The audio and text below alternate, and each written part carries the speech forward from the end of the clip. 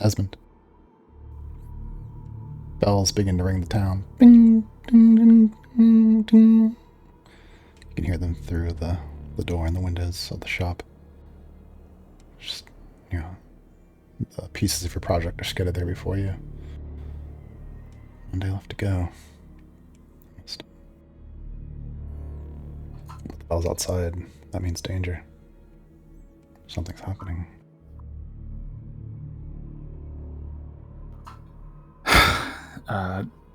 Esmond takes his goggles off and sets aside his soldering lamp that he's been blowing into for probably the past hour.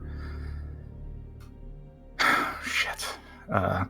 Quickly tears off his apron and his work gloves and grabs his satchel with all of his material set aside and heads out, runs out the door towards the center of the town. Yeah, you can, as you head out from the Clockwork Heart, you can hear the bells on the southern side, and turning down that street, down at the end of the road, you see Yev, and you see your mom, Gwen, and they're having a heated conversation. You catch the edge of, no, I have to warn them. They need help. Someone needs to help them. And he pulls away and starts running north, and he sees you, and his eyes widen. He starts running your way. You can see that Yev has an arrow in his shoulder. He has a what in his shoulder? An arrow.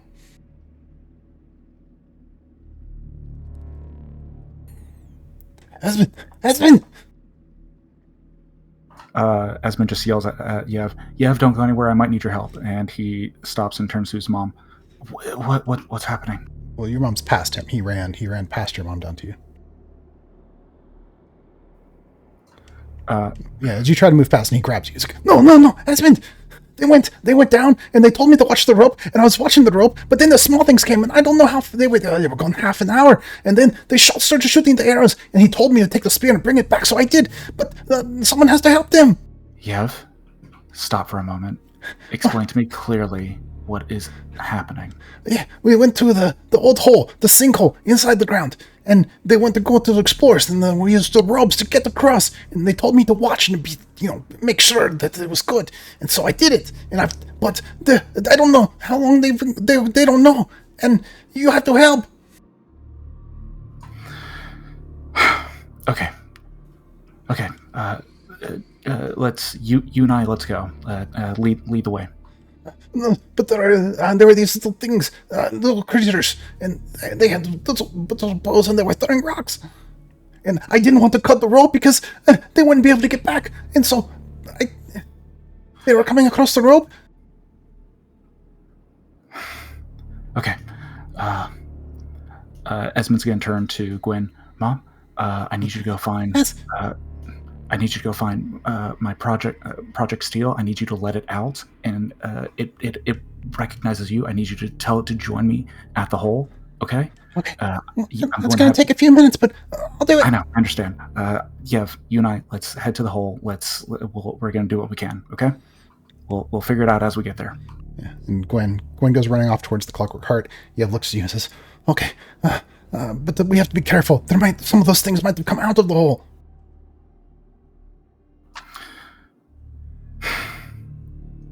No, let's do this. I'll go. You go find the verdict. Understand? You tell him what's happened, and you run with him, and you come join me at the hole. I'll wait for you both. Okay? Okay. I'll go. Yes, I'll get the verdict. But you okay? Be careful. They might be out there in the fields. Understood. I'll see you there. Esmond's going to pull out his wand, and he's going to take off in that direction. And it goes running north towards the mayor's house. Sometime after, in the deep, a hammer, its anvil, a spark of steel, magma falls from the ceiling into a great pool, small trickles down into the deep. You can almost hear the breathing of the air as the heat pulls it into the chamber, blows it out. You can feel that the tidal currents of the body of water nearby are funneling moist air through fissures, almost working as bellows to the heat of the forge. You see the hulking shape creature there before you, 12 feet tall, body almost seems to be made, skin like iron ore, but clearly a dragonborn. Tell by the shape, but hulking, enormous. Shalati and Rhea, you are still invisible. In the chamber behind you, Casey and Salinger and Peach. Adjacent to that main chamber that you're in that has the big obelisk, the shrine, the sacrificial burnt remains at the bottom, there is also nearby, adjacent, a pit with skeletal reptilian remains.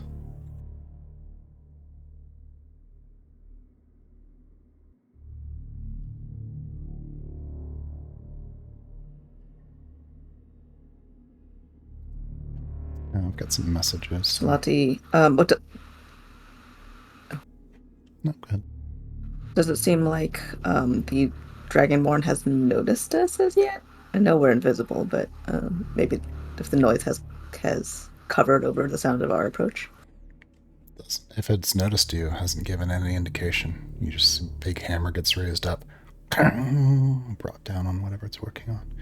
In this room, you can see a variety of crude iron tools, like things that you would have to hold in two hands, or maybe two of you would be needed to lift. Clearly the same make as the glaive that you now carry. These are hooked on the walls and on the shelves and tables made of stone.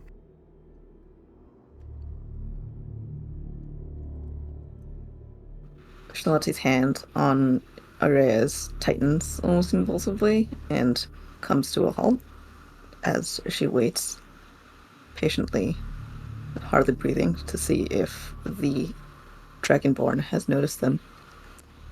And she hesitates for a while before pulling her close and whispering really quietly in her ear. Wait, actually, hang on. Is it just the forge here and then just the Dragonborn? Are there any other like doors or passages away? Yeah, there seem to be on the opposite side of the room, from where you are now, another large archway that probably goes deeper into some other deeper segment of the structure. Have you told the others about this? I can't hear you, but Aurea That's had right. over her Shalati mind had forgotten link. this. Aurea over the mind link had informed the people behind them. Oh, it's a blacksmith. I'm gonna do it in character because I'm pretty sure she had informed them. But there's a blacksmith.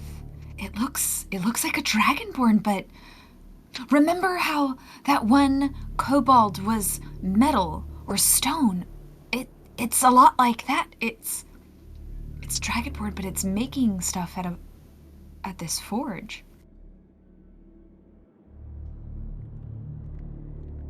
And so that's over the mind link to Casey, to Sal, I think to Peach. Only to Casey. Only Casey can receive it. Only Casey. That's right. Quick thing before we go much further. Did Casey actually tell us what he could read on the obelisk last time? I think he just now, seconds ago, mentioned it, and that's when we stopped. Like, he said that, and then we stopped. Okay. Just to check, because I didn't look at the AFK channel. Casey, are you here right now? You might be AFK. It says that he's AFK. Oh, never mind. I can listen. I can't really do much scenes right now, but Casey did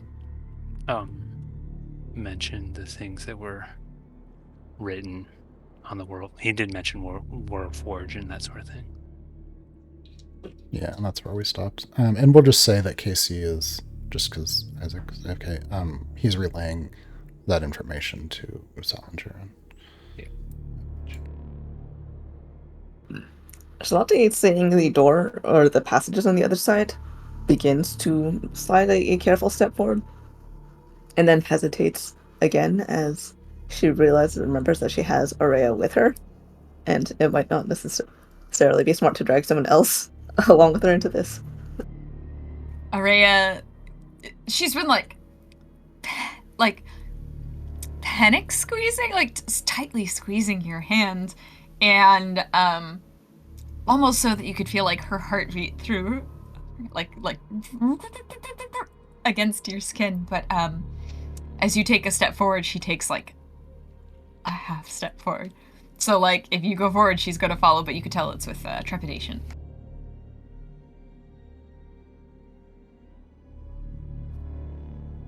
I guess after Casey relays what Horea said,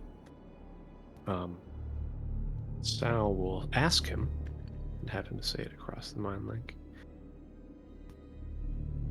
Aurea, I think we've found what we need to know it's time to leave. If you could get back here without being noticed, I think that'd be in everyone's best interest. Especially after what Casey said about a world forge. We can talk about it when we get back to the other side. Casey, tell Sal, I think I know the religion that these ones follow. If we could just... The items, the things they make. But I think you're right. So like, as she like, we've taken maybe a couple steps forward, but Aurea will then like tug on Shalani's hand. Heart is breaking. I want to go more. Tugs on Shalani's hand to pull her back. Charlotte begins to... Oh, sorry. Yeah, just as you guys are beginning to have that interaction, from a small fissure in the ceiling comes crawling out across the rock 3 of those small kobolds, and they kind of spread out from that hole a bit, and one of them drops down across the table, kind of skitters over to the large dragonborn and begins to make these sounds up at him that feel like some sort of language. The large one pauses kind of in his work, looks down, and then something back that sounds like rumbling of the deep and the crackling of a fire. And those little kobolds scatter and begin to climb up the wall again, vanish into some of the fissures. See, the kobolds are back! They climbed out of the ceiling. Keep your eyes up. I'm in agreement with Ez, with Salinger. I think we found enough information. We should get out of here. Charlotte just kept quietly moving back during this. She noted the presence of the kobolds and did not hurry her steps any further because that might also mean some more detection. But yeah, she's gonna move back with Aurea's urging. I'm so excited. Aurea, you hear in your head, but what about the big guy? I mean, does he seem friendly? He might know Kabeth. If this is what I think it is, we can come back later, but I think that they will sacrifice any one of us that they catch. Aurea's like... and the 2 of you, Shalati and Aurea, you're just one major chamber over, so you just have to go kind of through this kind of crooked archway to get back to where the others are. Bless. No, don't cast a spell now. I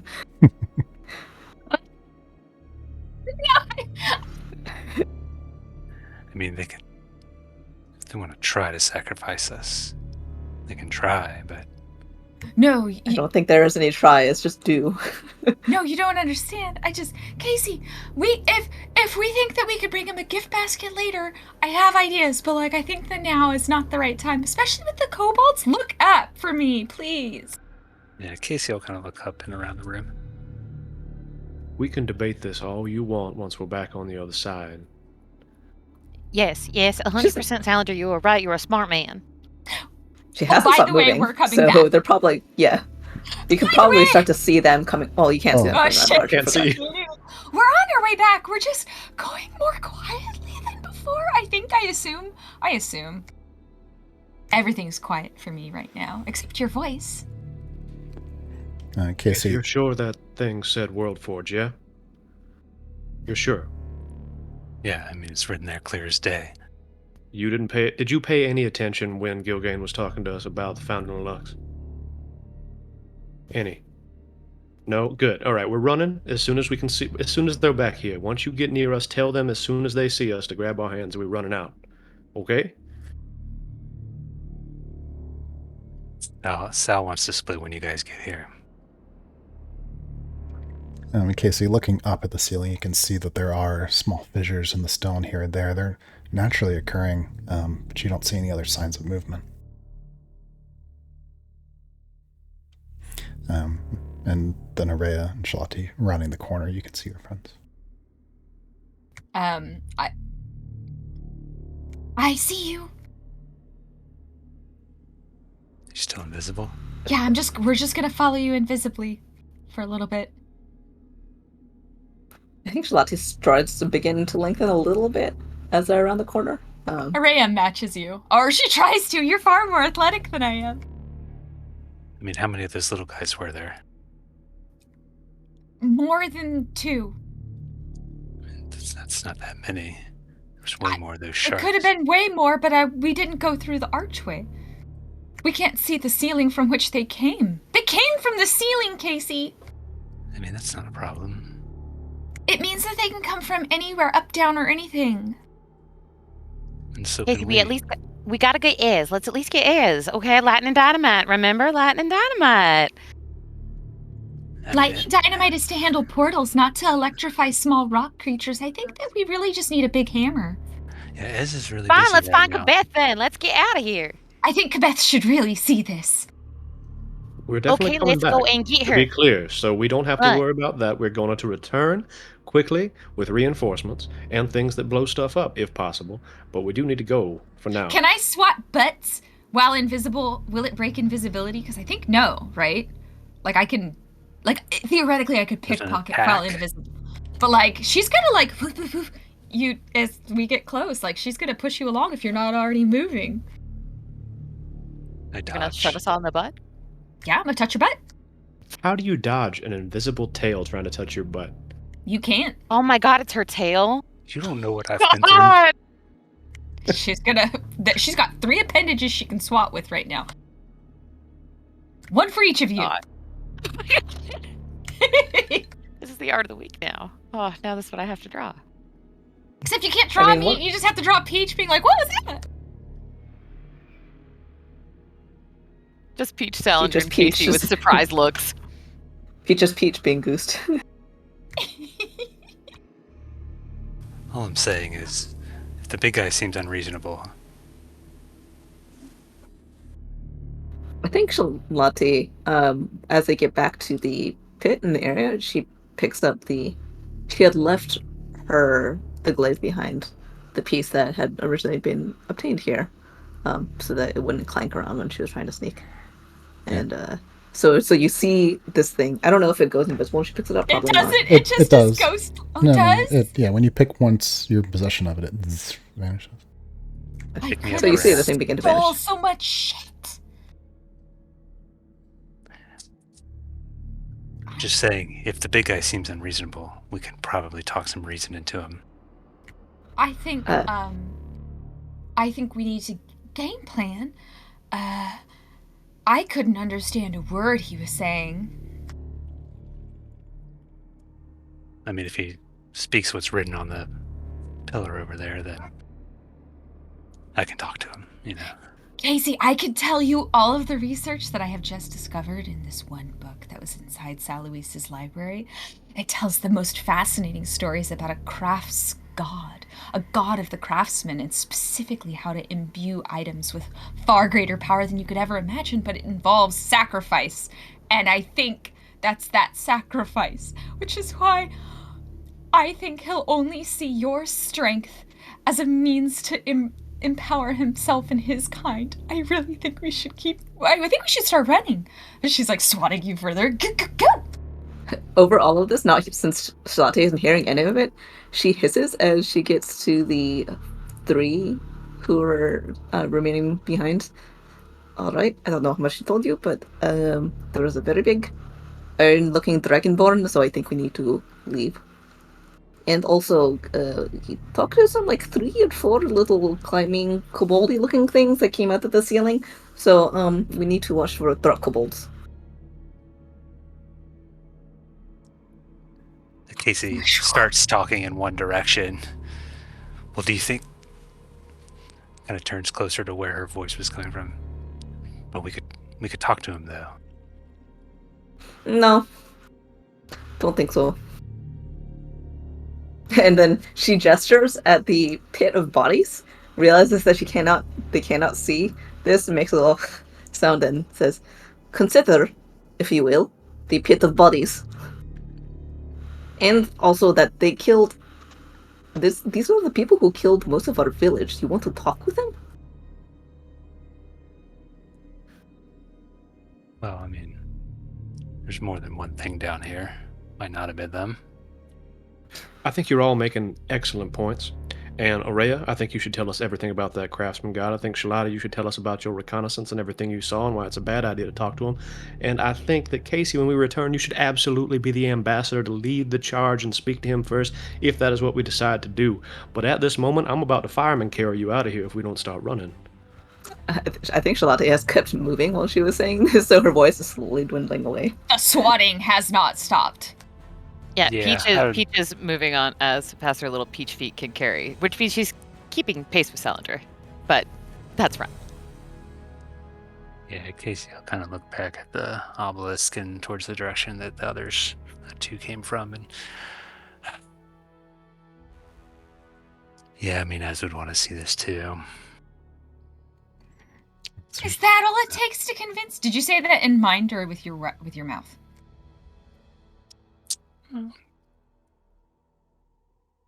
I can only hear one. Well, if everyone's gone, then with my mouth. Okay. It's about then an arrow ding, hits the rock next to you. You start to see her sounds kind of from up above. A rock and it hits the stone next to you. You start to see skittering on the ceiling above you. Well, there's the local welcome committee. Do you say that aloud or in the mind? Out loud. If there's I arrows hear- flying and chittering. Love the inverse of this. You catch another little bit of movement on your left and some more on your right. You see one of those kobolds emerge from behind a stone, draws back on a short bow and pulls, and an arrow flies your way. Salinger. Yeah. Does a 10. Oh, it was a 14 at your armor class. Without a shield up. Let me see.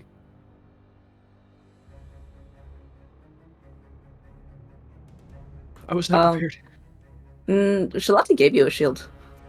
Oh, you have a buckler. Yep. So... No, it does not. Hits the metal, reflects off. You start to see more, a bit of skittering, more motion. Everyone move!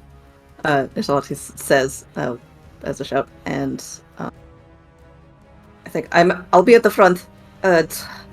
Salinger, if you could stay at the back. And now we run. Casey will start running too. Chris, is this cavern like all rock? Yeah, well, some of it's bare natural stone. Some of it seems to be the remaining ruins of some dwarven architecture. But it's as though it's all been dug up and turned upside down and flipped around and crushed and pushed together. And Yeah, as Casey starts running, he'll... 1 second. Sure. Esmond. What up? Arrow flies past your head in the field, in the wheat fields. Kobolds really sound like dogs. Hold on a second. I went to Esmond for a sec. We'll come back to you. Yeah. Do I see the direction it came from? Yeah, that was on your left. I should rephrase. Do I see enemies in the field, or is it just grass? First, it's just grass. Roll a perception check.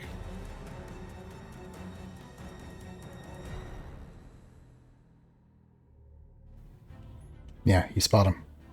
It's a kobold, but different from any that you've seen before. This looks more primitive. You see it's loading another arrow into its bow.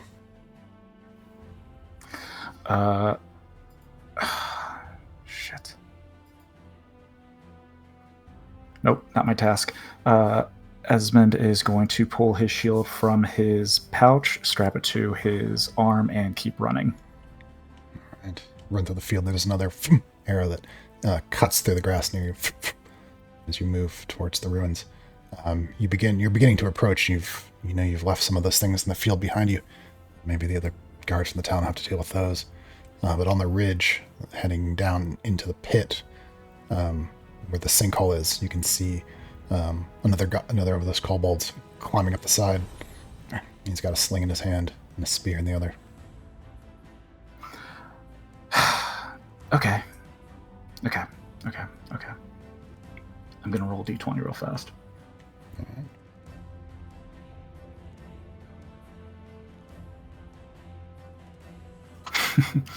Okay, Esmond is going to steel himself. He's gonna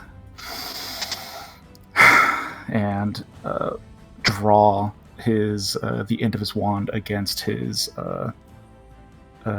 forearm, and as it does, the sparks are going to light and catch, but instead of flitting away, they're going to stay and gather at the end of the wand, and as he raises it, he flings it outward and shoots a firebolt at this kobold coming out of the pit. Okay, attack roll.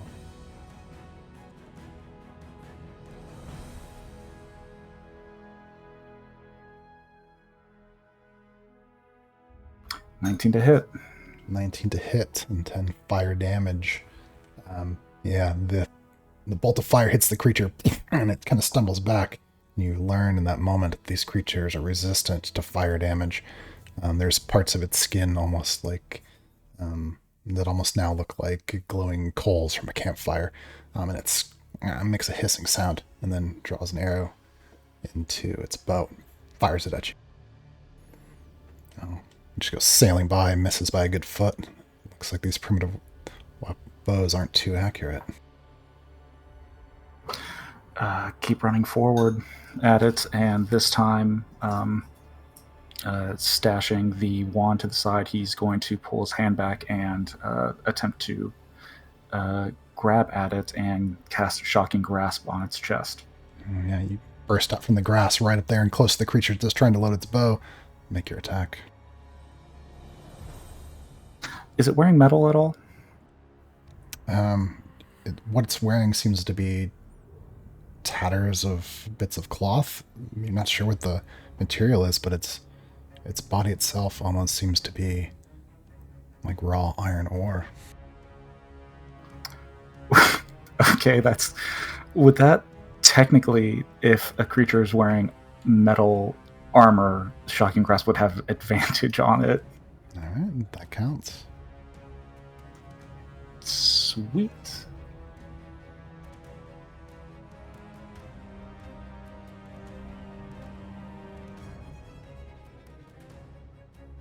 Oh, bad rolls, man. Yeah, this thing saw you coming though as you burst out from the grass, and as you reach out for it, it dives and rolls to the side. Drops its bow, and it whips out a knife. Kind of a wicked-looking thing. It leaps at you with it. Oh. How do you get out of the way? I just swipe it with the shield. Yeah. Bing! It stumbles off, almost falls in the grass, and corrects itself with its tail. Flips the dagger in its hand. What do you do? I'm going back in for another shocking grasp. Lightning continues to gather in the palm of Esmond's hand, and he's just going to try and slap it in the chest. Make an attack. With advantage? Yes. Ooh, that'll hit. 6 points of lightning damage. Tell me a story, Esmond. Yeah, Esmond is not trying to get caught up in a fight or anything, so he's just trying to get away so that he can observe the situation. So he's just running in, trying to get this thing out of the way. So he bounces that knife away and then just quickly slaps his left hand into the chest of this thing and just pushes it back as it takes the damage and just immediately turns to observe the ruins. Yeah, creature stumbling, kind of bouncing off into the grass. A bit of smoke rises and curls from where it lay. By spinning back around, you can see the pit that leads down into the ruins that were revealed by Casey's dynamite long ago.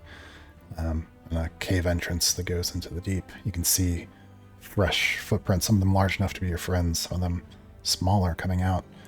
Quick guess.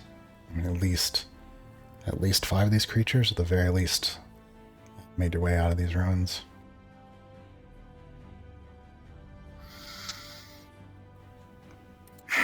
Shit.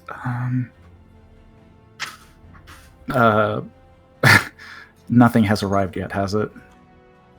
You spin back to look across the field for any sign of Yev in the project. Casey, back to you. Yeah, as Casey runs through the passageway out of that chamber, he turns around and with a wave of his hand, presuming he's the last one through, I know Sal was going to bring up everybody who'd be with him, kind of waves his hand around the environment, picking a few choice spots, and the dirt starts to move. Any loose bits that might be around start to coalesce and come and form in that passageway as he casts Mold Earth. He's going to try to block up that hole as much as he can, at the very least make it, difficult terrain and whatnot. Okay, yeah, the shift, the loose dirt and things begin to shift and move, and then, anyone coming this way will have a harder time. Did I see how many were kind of chasing us back? You've spotted 3 at one point, and then there were 4 later. Was it the same 4 or different 4? You're not sure. Another rock from a sling flies by your head. Ching. It's a stone.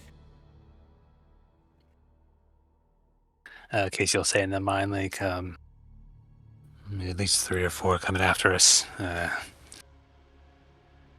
Who knows what kind of tunnels they have through here, though, so they might be in front any moment now. Already? How did they see us? Well, some of us are more seeable than others. The places that the arrows and slingshots came from, they're coming from above, right? Not from, on a ground place?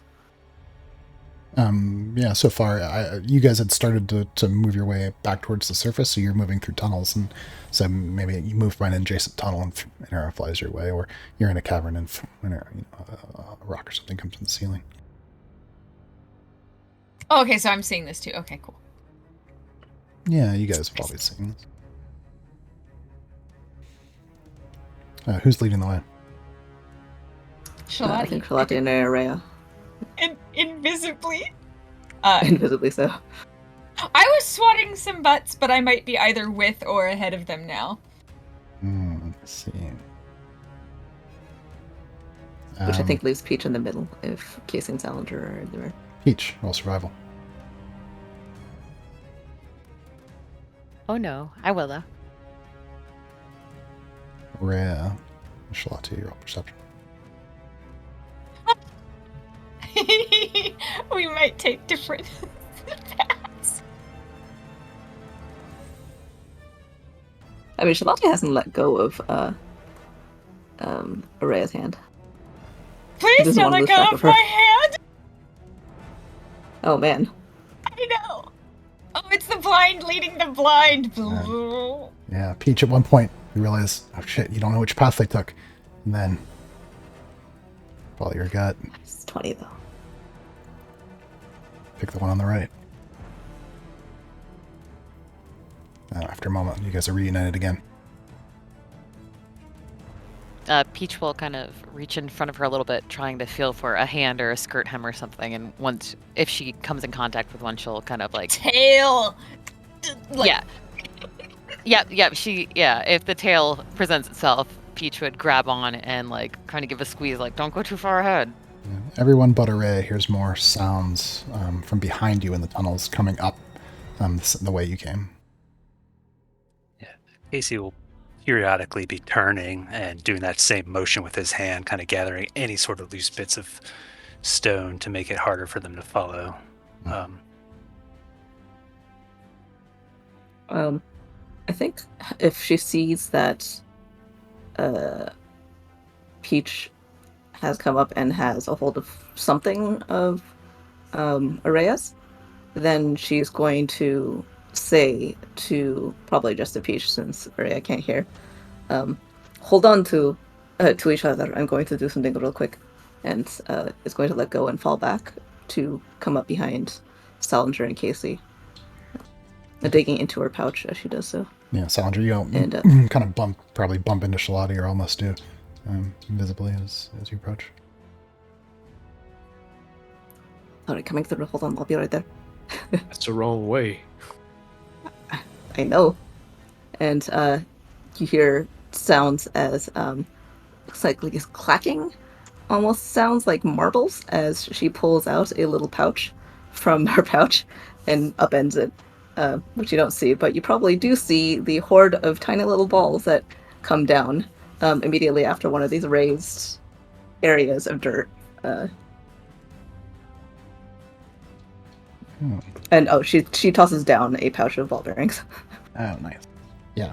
And as you're pulling back, you see one of the creatures kind of stumbling over the loose rocks that Casey had made, and then steps on the ball bearings and flips and smashes its face on the ground and kind of rolls on, lands on the ball bearings and starts just tumbling and riding them down the cave as a ting ting ting ting kind of clink downward. And what you're doing seems to be slowing them down. Oh, that's clever. We'll get us anything.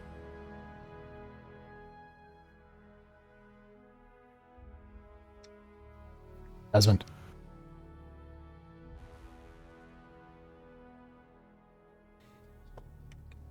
Esmond, you there?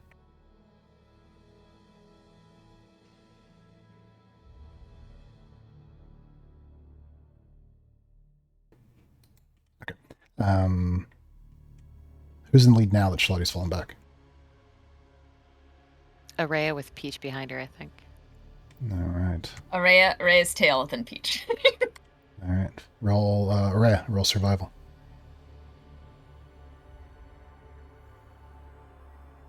I took notes. She did actually map out the areas that we took. I did though. Well, but we'll pretend that's why I rolled so well on such a thing. The dice know what you did. Yeah. You're urgently consulting your invisible notes as you're still. Well, that stuff's not invisible. I know. I'm just. You can. I don't know. I'm like. You can read. Yeah. So you're desperately consulting these notes as you're navigating tunnels, working your way upwards towards the surface. It seems like, okay, wait, no, you've been here before. You're on the right track. The ball bearings and the mover seem to have slowed the creatures down that were following you. So there's nothing directly behind you right now.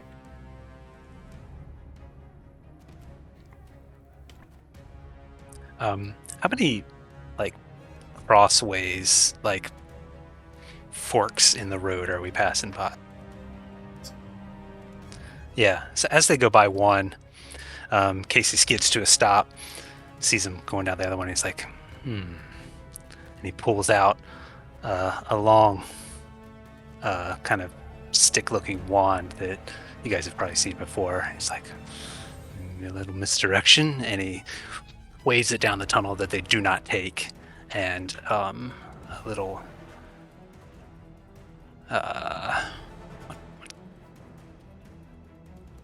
like mote of light shoots down that way, and then explodes in a burst of light and sound. He uses his wand of pyrotechnic. Ooh, all right. Roll deception.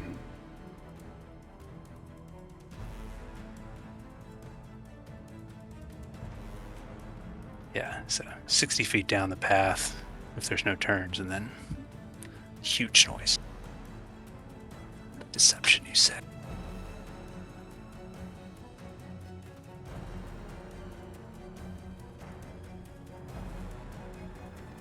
+27 plus 4. Or wait, I'm not guided anymore. Ignore the 4. Okay, just a 27. Yeah, there's a Just a 20. burst of light down that tunnel. And you see a couple of kobolds from adjacent tunnels, like some on the ceiling, some on the wall, crawling off that direction.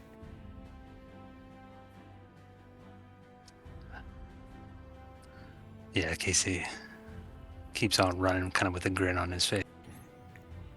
And he'll say into the voices of the people that he's mind leagued, ignore that. That was just me. As it was a loud boom that burst through the tunnels. Yeah, a moment later after he says that, you guys start to feel like trembling in the ground. Start to hear cracks running through the stone. Every time.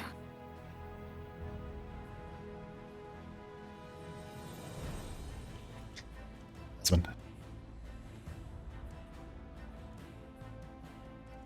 Yeah, what's up? You see in the field, Yev's approaching, and your project.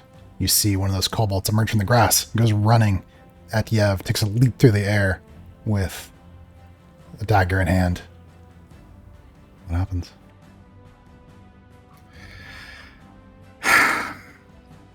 A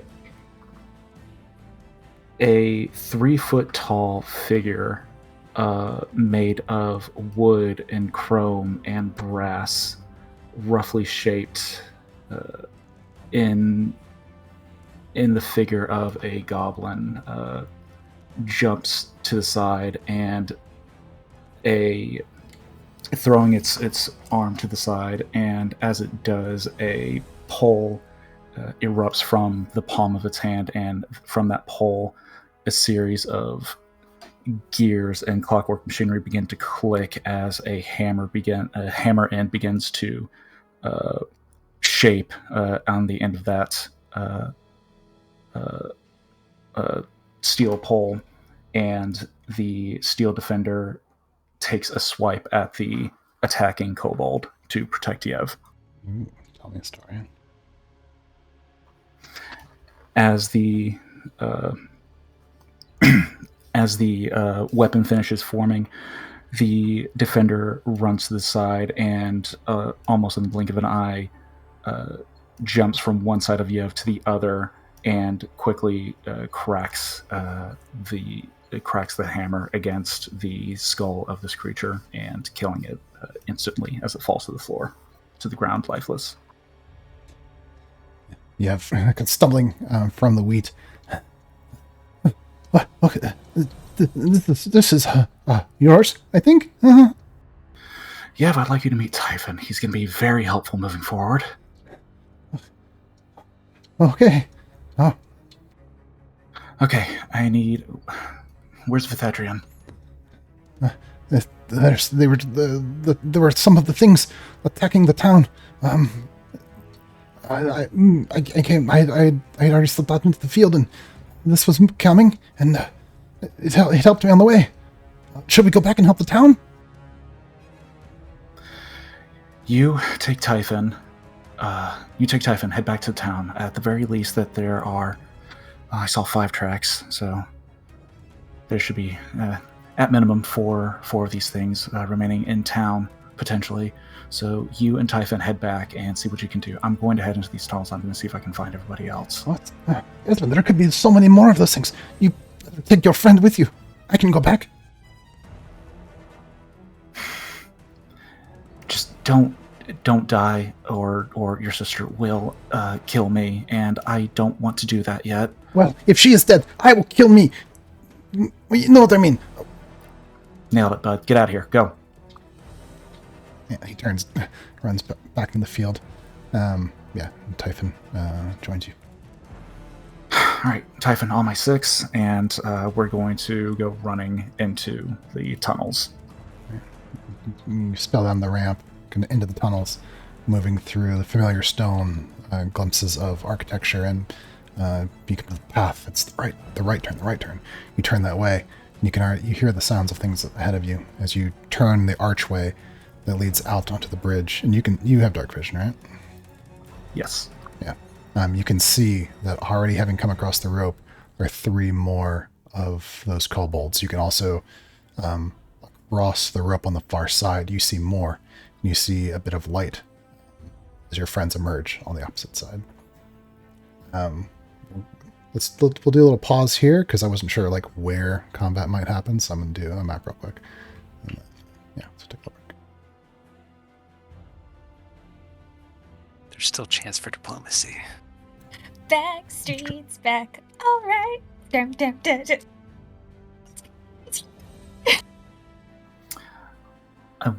I want you to be aware that Esmond isn't upset.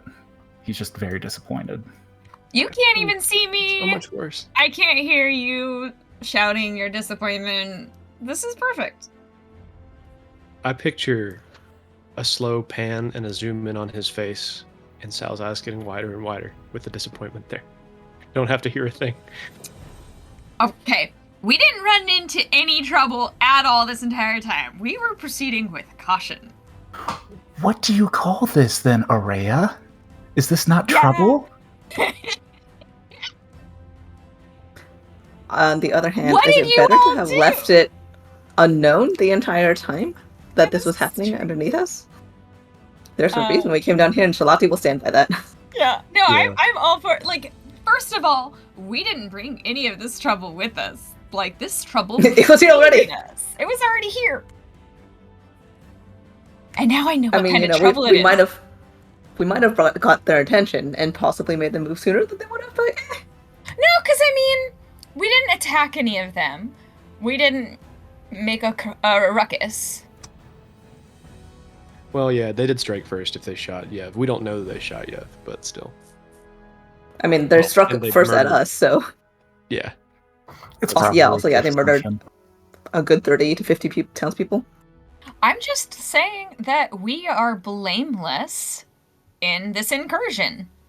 So glad we've got the rear. Now we've got like a fork attack. We got your We did the flank. right thing. We did the Yeah. right thing. But Esmond's disappointment is unacceptable. We can't live with that. We have to fix it. It's a good trial run for your warbot. His disappointment is really that we started this before he was done with the project. Honestly, that's like Ooh, you know what? Give me a second. I gotta determine how much of a percentage of that actually is. How to gain Esmond aggro, mess up his schedule. I had this planned out. I knew it was gonna be like this. Yeah. They had to He go needs mess a up. better producer. You want to know how to Board piss off a team. wizard?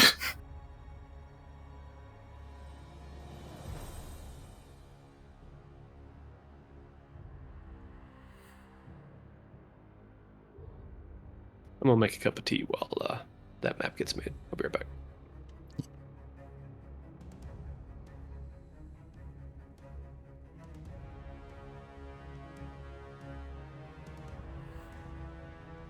My life right now is tracing scales on a dragon.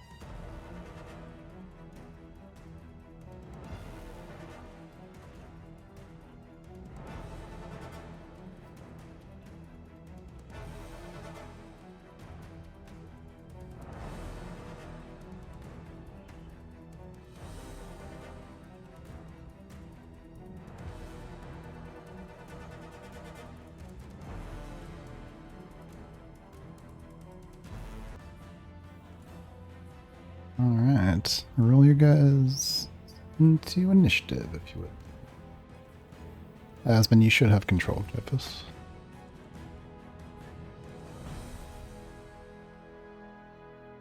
I seem to, yes. And to clarify, the Steel Defender shares my initiative.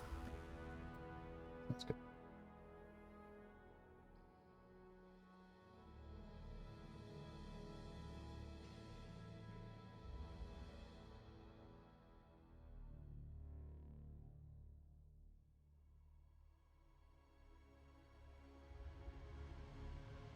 I'm so excited for whatever the sneakiest of sneak attacks Shalati is about to deliver to somebody spooky.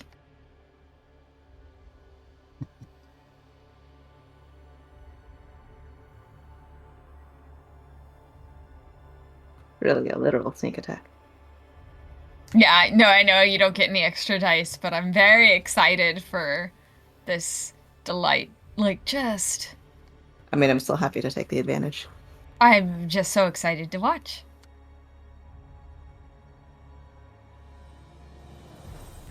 You guys have no idea how much I have been waiting to get this level up and use the Steel Defender. I've been so ready to unveil it.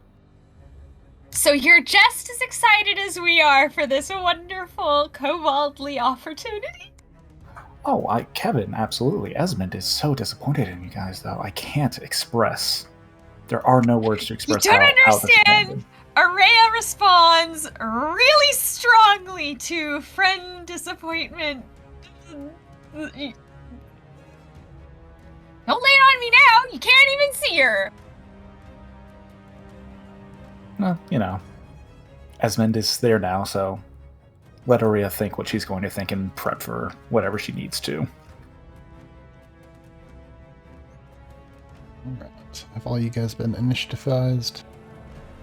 Did you all click your person for the initiative?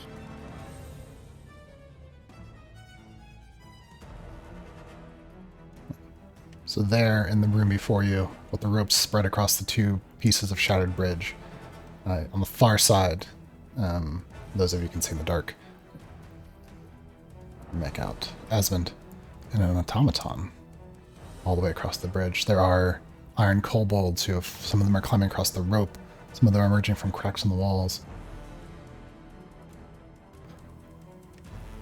You can hear, though they've been slowed down by the ball bearings and the moved earth and the collapsed tunnel, portions of tunnel behind you, there are more sounds of more of them coming up from the deep. But you've certainly bought yourself some time before they would arrive. There are some here before you, though, that block the way, to and across the rope.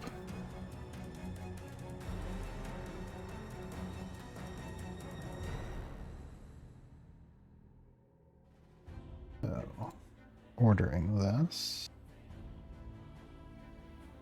and it looks as though Casey would be the first to act. I think Shalati got a 20, though. Oh, natural 20? Yeah. So Shalati, yes. You get a surprise round. Oh, So exciting.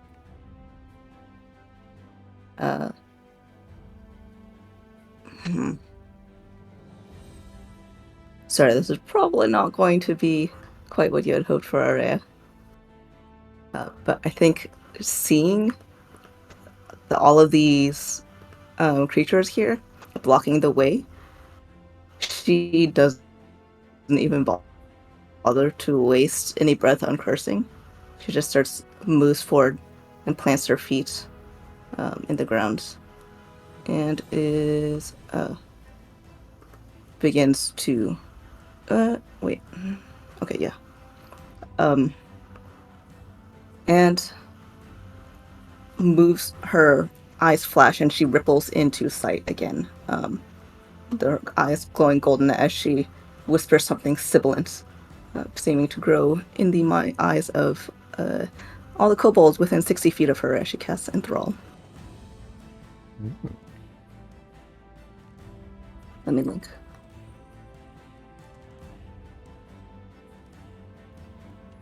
Wisdom saves? Wisdom, yeah. DC 13. I don't know why it's that DC. Do top, down, left, right.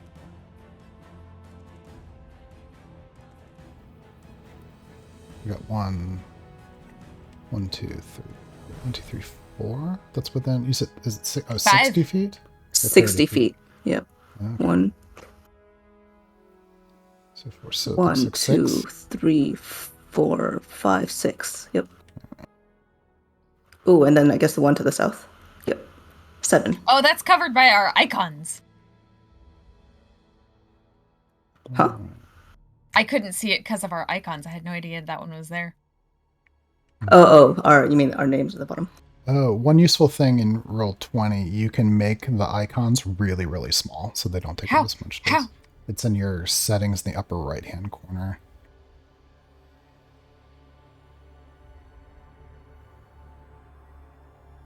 All right. And what's your DC there? 13. This is wisdom, right? Mm-hmm. Succeed, fail, succeed, fail, fail, succeed. 2, 4, and 5 fail.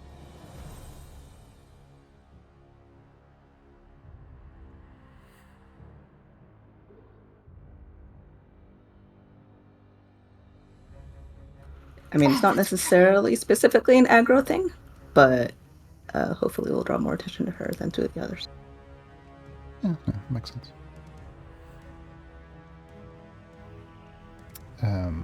Yeah, you see, as you guys spill out through that doorway, flashes of gleaming eyes in the dark look your way, and most of them fix onto Shlati.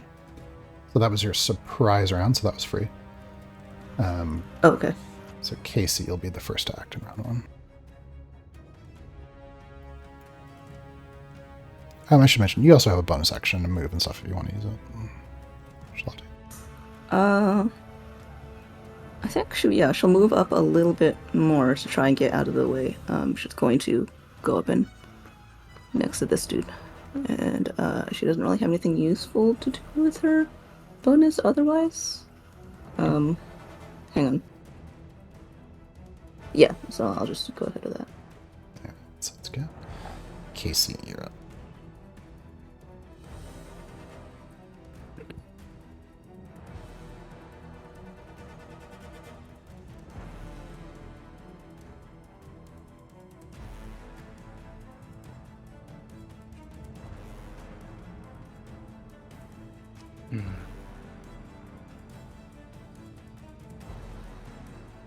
Actually, sorry, what am I talking about? She's gonna rage. Okay, rage. Okay, sorry, actually. So I'm going to take up a little bit more time with this. And as she does so, she moves up to face this one kobold that's up the top, and for a moment her head twitches to the side as though she sees something in the corner of her vision. And then she shakes her head and focuses herself on the enemy in front of her. She takes a breath and lowers her head, and her eyes, unlike other times that you have seen it before, begin to glow with a bright, sort of murky blue-green tone that then begins to flare out and illumine the rest of her body with a glow. And around her, there's the sound of waves crashing far below suddenly seem louder, and the smell of salt permeates the air. As around her, these enormous serpentine bodies rise up from the ground and surround her, their attention focused on the kobolds in front of her. They are spectral, also lined with this blue-green murky light. Their eyes glowing blue with the same intensity as hers. But you can see through them. They don't seem to be quite there. And waves crash up and around her, sloshing invisibly, or sloshing ethereally through her feet. Seeing this all for the first time, one gains an inspiration.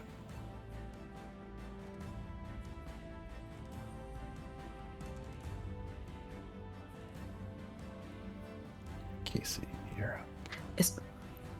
Was there anyone who died in this specific area?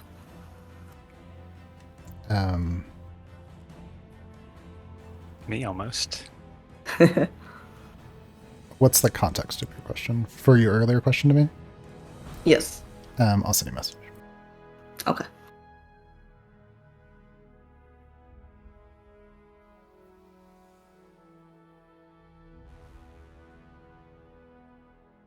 Okay, now I'm actually done.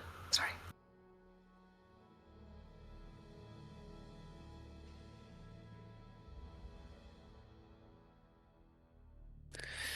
Yeah.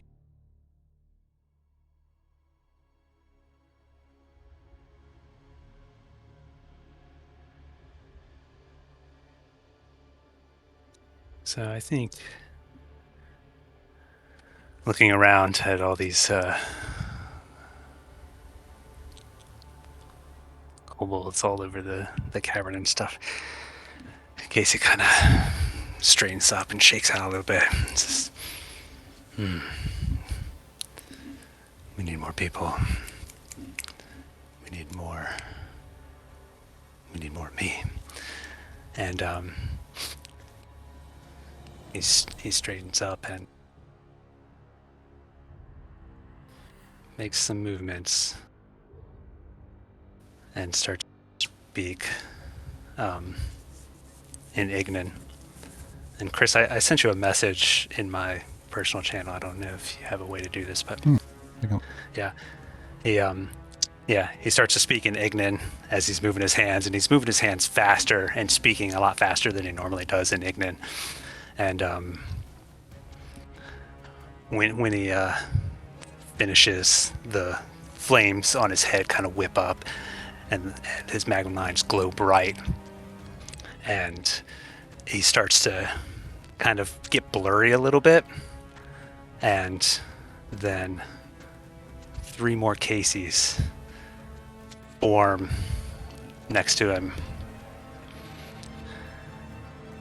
and I am casting that as a bonus action because I'm quickening this. Just what every situation calls for, more Casey.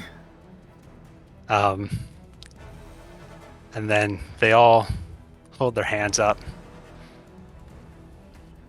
and snap their fingers. But a ball of fire doesn't appear in their hand. A knife does, as he pulls it out of the air. And they all make the same movement, and all of them throw it at this one kobold here that's not looking at Shalati. And throw a dagger at him. Trying to figure out. What's that? Nothing. You're good. You should have control of this.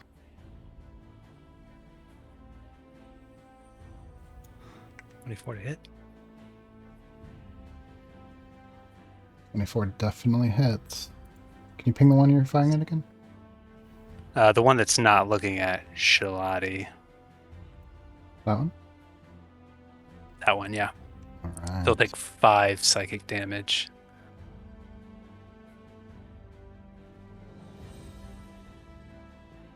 Yeah. The dagger sinks in. The creature stumbles a bit. Blood leaks out onto the ground.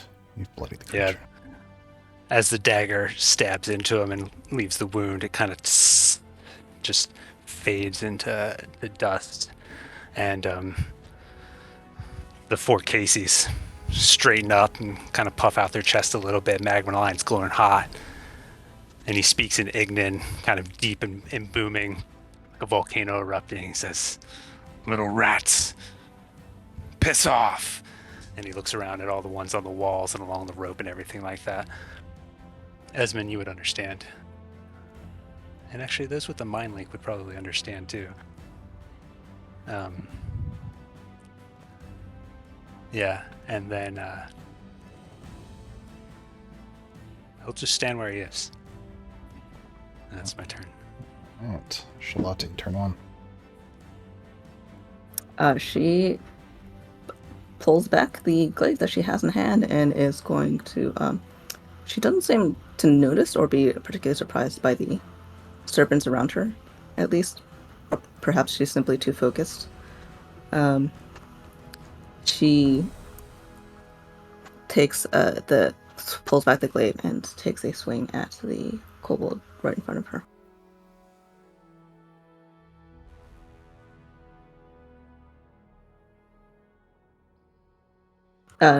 Recklessly.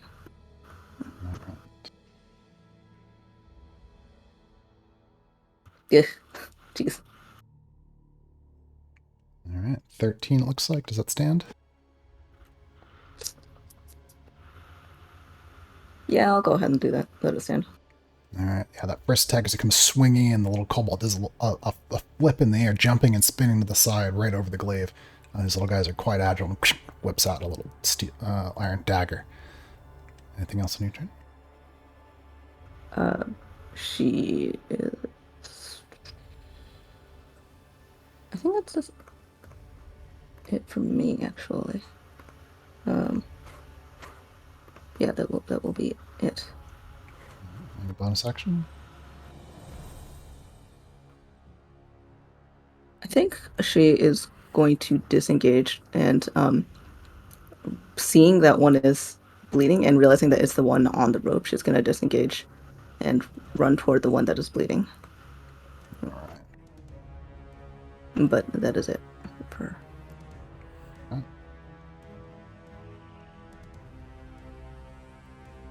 Across the way, you see that as Esmond appears in the doorway there.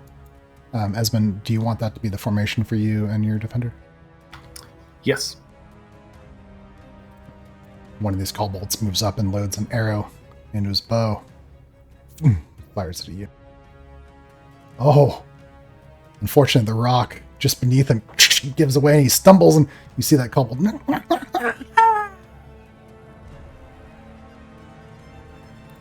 goes. Oh no, dude.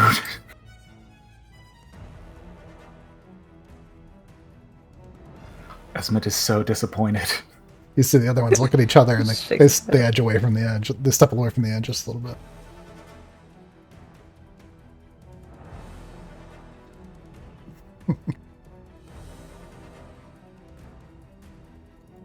Another kobold back on Shalati's side knocks an arrow into his bow.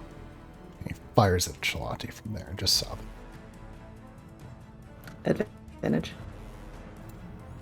Let's see, does a 19 hit your armor class? It will. That'd be more. Sorry, that'd be yeah, it'll hit you anyway, but that's a 21. A higher number will also hit. Yeah, just fine. Oof. You're looking at 16 points of piercing damage. Ooh. Good. A little short bow, a little sharp little wicked arrow sinks in. And he squawks in a higher pitched form of the language you'd heard before from the big dragonborn. Casey, you would actually be able to kind of make it out. It's like a strange dialect, but he sounds like he's saying, "You're bad."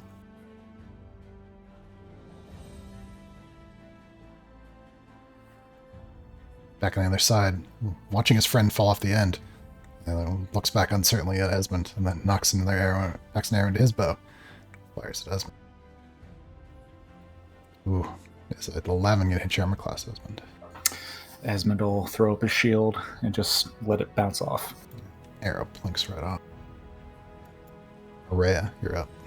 Next player will be Esmond. Chris, you may have to reorder initiative. I think Kate's out of order. Silently. Yeah. Okay, sounds good. Peach will be next. I'm also not sure that one that Shalati was cornering first is in the order. Everything. I'm not seeing it. Such a Shalati thing to do. Hey, I think there should be more enemies. Yeah, okay, thank you.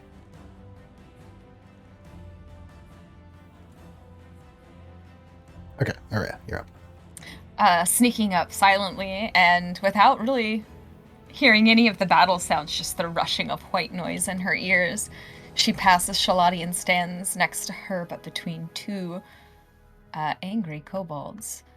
And possibly surprising them just slightly, standing between them, casts Word of Radiance. She screams out a word and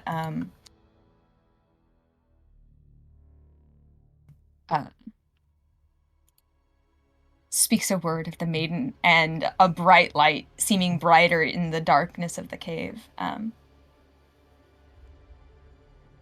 is going to cast Word of Radiance as it. They just have to make a Constitution saving throw. Alright, both of them fail. So they'll get 2d6 radiant damage. Alright, you find out in this moment these creatures are...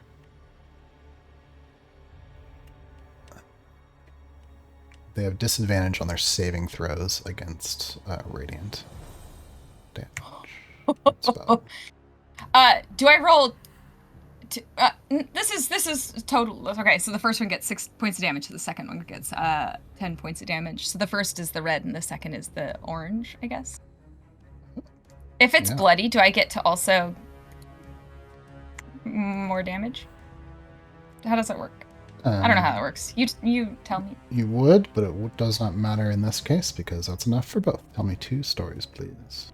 So, sneaking up quietly, and more quietly since the whole world around her is just a rush of, almost like the ocean or some running water, steps between these two that are next to her friend who also just reappeared out of space, and with her reappearance, it's just a bright, shining, and almost holy light that flashes and fills the cave, leading shadow images in your sight as the two stumble and fall off the platform where they once stood.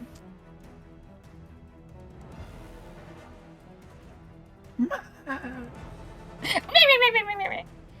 then I'm gonna step back away, because I still have 15 walking.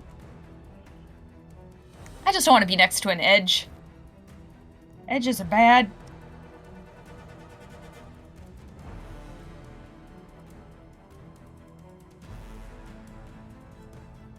Alright, Peach will be the next player. We get that common couple. Shalati and Araya are both still invisible? No, not anymore. Okay, good to know. Peach can see them. Thank you.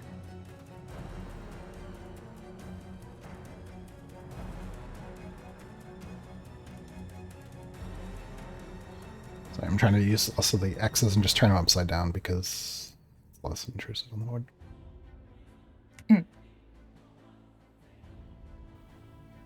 Alright, Esmond, out from the darkness, from one of the edges of the walls, an arrow just flying your way.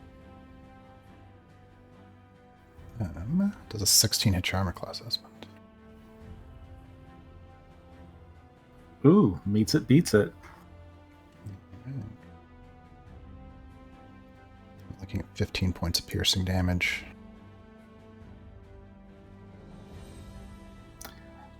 Goddamn, okay.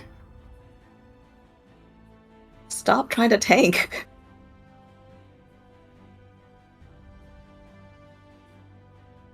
Oh, that's a lot of damage. Yeah, Peach, you catch this arrow, fly, sticks into Esmond. It's your turn. What do you do?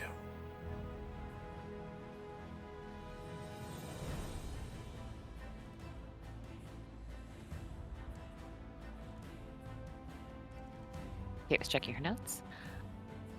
Peach, seeing the kobolds fall on either side of Shalati, and then Araya, just seeing them collapse off the sides in response to her friends. Peach will kind of run up in between the two. And from here, where she's at now, will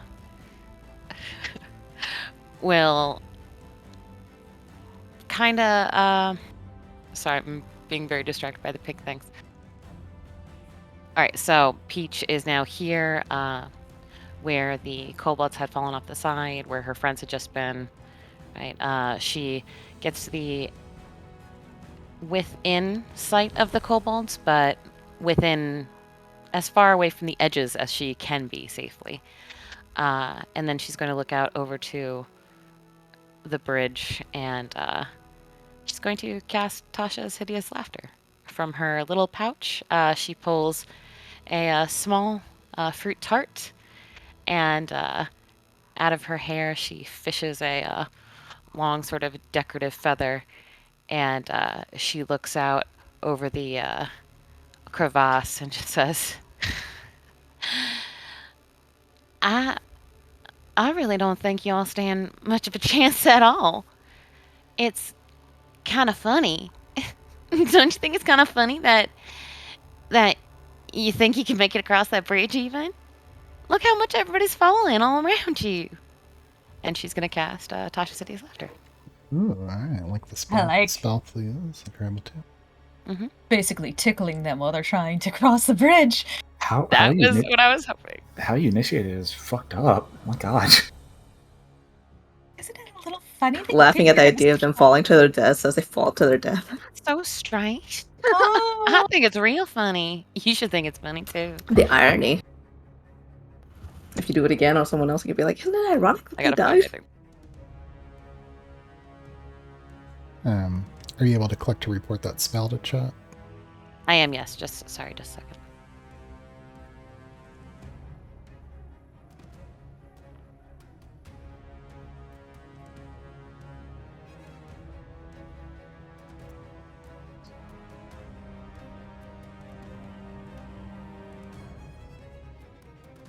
Wisdom saving. Right, what's in your spell save DC is the 15? It is 15, yes. Okay. Wisdom save. Yeah. You see this one? And then he Can starts. I add like a little bit of spice to that and make him fall?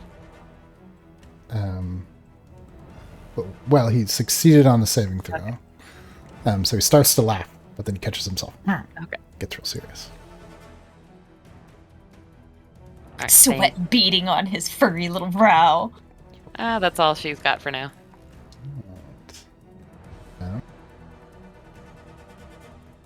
I still do love it. Just like It was a good try. It was a good try. Esmond, you're up. Chris, can you verify for me if the two kobolds directly in front of Esmond are on the same level, same height level? Yeah. Same elevation as you. Elevation, that's the word. Okay, let me double check. I was just being quick with the map, so it's got some funky details.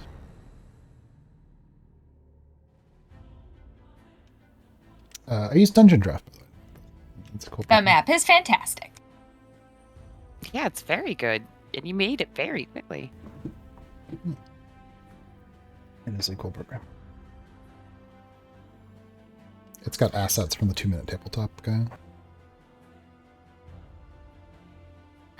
Okay, Esmond is going to just dash 5 feet directly below, and he's going to click the center of the buckler on his forearm, and it's going to release a grappling hook that is going to pick up a fist-size stone in the vicinity, and as it reels it back, the shield is going to start spinning incredibly quickly on his forearm before he reels back and takes aim at the kobolds directly in front of him. Okay, the one on the rope? Yes, the two directly in front of him, the both of them, and he's going to hit the attachment or the button on his shield again, and he's going to launch that rock in that direction, casting catapult. Okay. Could you ping the one that you're aiming at, or the ones that you're aiming at, because I can't tell which one's you. Okay.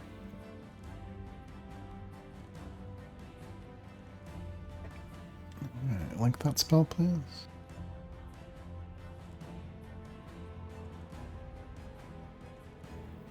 So they have to make a DC 16 Dex save or take the full damage, which is 10 bludgeoning.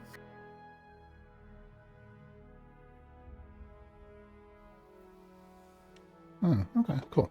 Well, it stops if it hits the first one, but if it misses him, it looks like it would potentially hit the second one.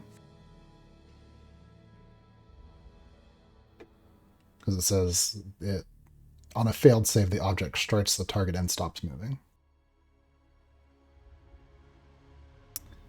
Let me roll. First guy fails, so the rock's going to boom hit him. And he's going to take 10 points of bludgeoning damage. Is that correct? Correct. Esmond, tell me a story. Esmond is just... Are those your sirens? It's Typhoon.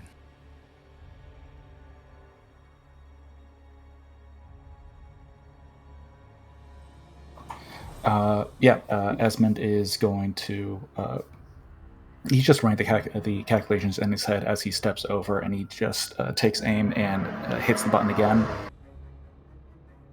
The shield revs up, and launching the rock that he picked up, and it just shoots through the eye and out the back of the skull. All right. You guys all can't help but notice that this new automaton Esmond has made is incredibly loud. It's got sirens. You can hear the engine. Just red flashing lights for some reason. I Also disco ball. love that. Just like this emergency. Oh my god, yeah. Whoop, whoop. All right. Yeah, that kobold, its head snaps back and falls to the ground. He's dead. And to clarify, the rock does not continue. It stops after it hits the first target. Yeah, in the spell text it says, on a failed save, the object strikes the target and stops moving. I read it as it stops when it hits a solid surface, like a wall or something. Or that's how I interpreted it, but that's fine. And then It also does that. It just says in the next sentence after that, it describes it hitting a target. Okay. And then Esmond is going to yell out, Typhon, attack the nearest target, and as a bonus action, and that'll be Esmond's turn, and then it immediately goes to Typhon, since we share the same initiative. All right. What happens? There is a loud rotor sound, almost, as a fan begins to whir in the chest of this automaton. As it begins to intake air, it also immediately starts blasting it out of vents that are located on its back, and it takes off at a quick sprint, heading for the currently living kobold, jumping into the air and attacking it with that hammer that it had produced from earlier. All right, so you should have control of Typhon. You can move him. Okay. Make an attack. Oh, 16 will hit. That'll be 6 force damage as it brings the hammer across this kobold. Yeah, the kobold's head snaps to the side and blood splatters out onto the stone. You've bloodied the creature. And I think that's my turn. I don't think the Steel Defender has any bonus actions. All right. On that rope out there, kobold, kind of clinging to it, hooks his feet in, kind of spins, kind of falls upside down to knock an arrow into his bow, but all of his other arrows fall out of his quiver down into the deep. He points the bow at Peach. Fires. Peach, will a 17 hit your armor class? Yikes, yes. All right. Take 15 points of piercing damage as an arrow sticks in. All right. Peach kind of reels from this. She's not You don't see any blood spurt from her where it hits her in the shoulder, but she takes a step back and staggers. And another kobold scurries farther down the rope. He has to use all his movement and action to get off the rope, but he gets onto the bridge on Esmond's side. Salinger's turn.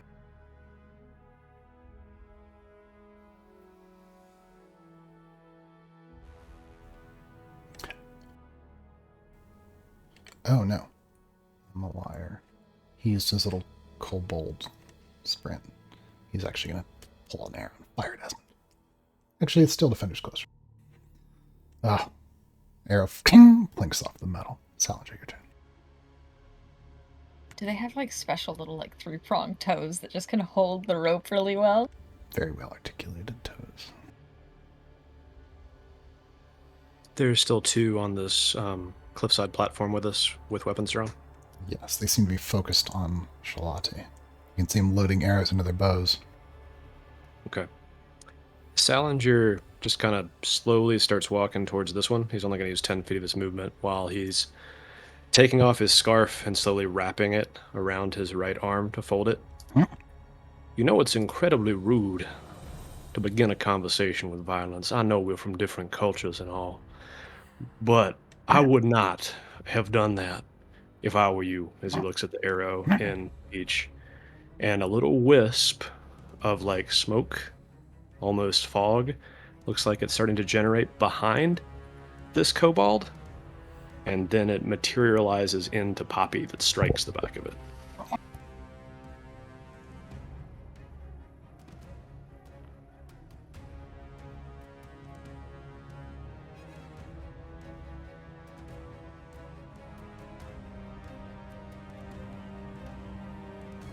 So she's got a +6.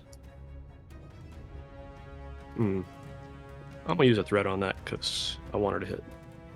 Alright. Dang, does a 14 hit?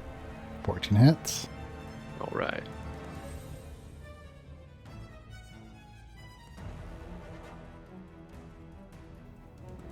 That's Poppy's damage. 6 damage. Oh, that's not true. Her claw does 2d6 plus 2. Let me fix that. Okay. 6 damage. Nice. Yeah, blood splatters out across the stone. You've bloodied that kobold. Anything else? No, just the speech and a dinosaur attack. Alright. Yeah, was Poppy there all along? Wait. Oh, there she is.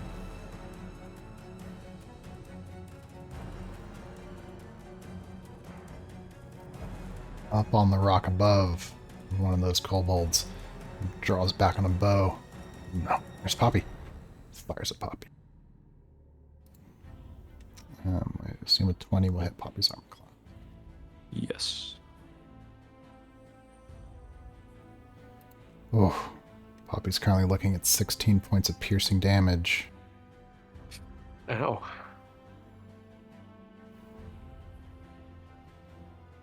She's definitely bloodied.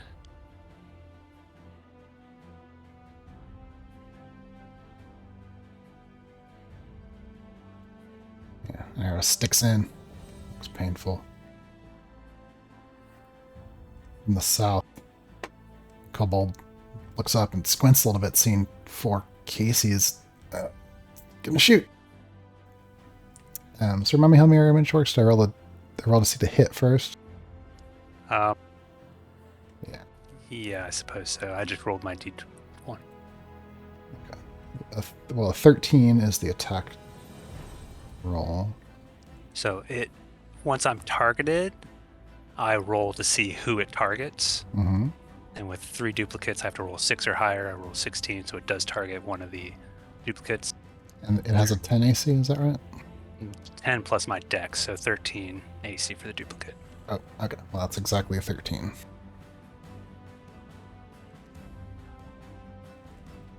Does a duplicate pop? Yeah.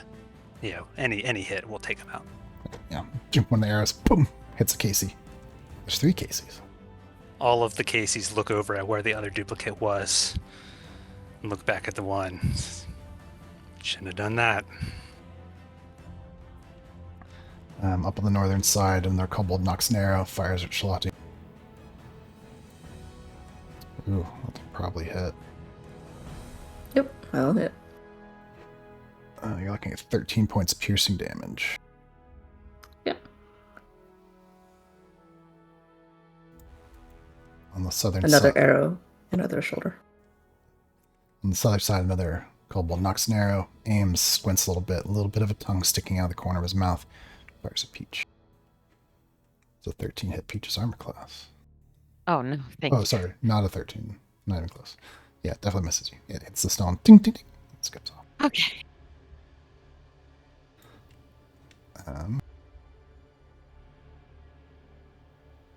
Let's make a decision here.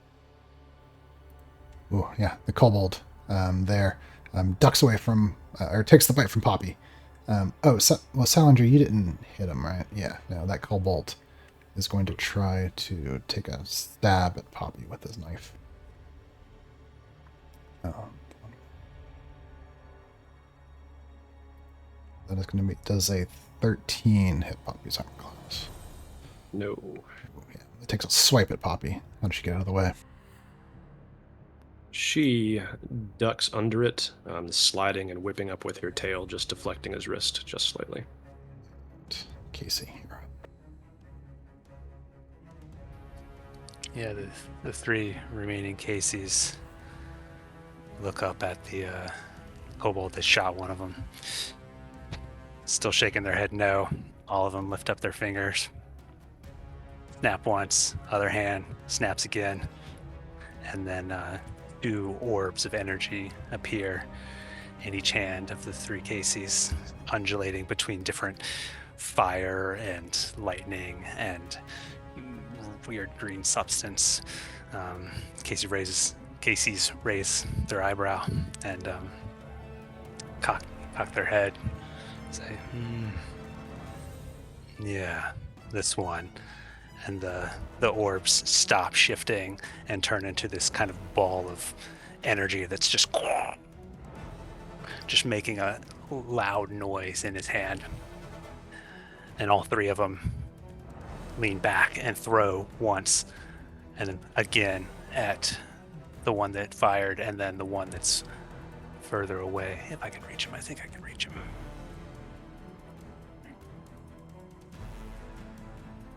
The two southern ones? Yeah, I can reach. Okay. And he also is not going to miss, because he doesn't miss usually. So he'll cast Chromatic Orb with advantage. All right. It's going to be thunder damage if it hits.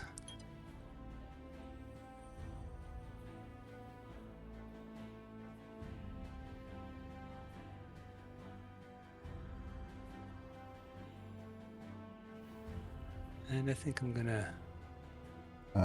It's an 18 to hit. That does hit. Yeah. Is it okay if I add sneak attack to this, since it's not a crit? Advantaged. Oh, yeah. From the advantage, yes. Yeah. Yeah, I'm gonna use a sneak attack die.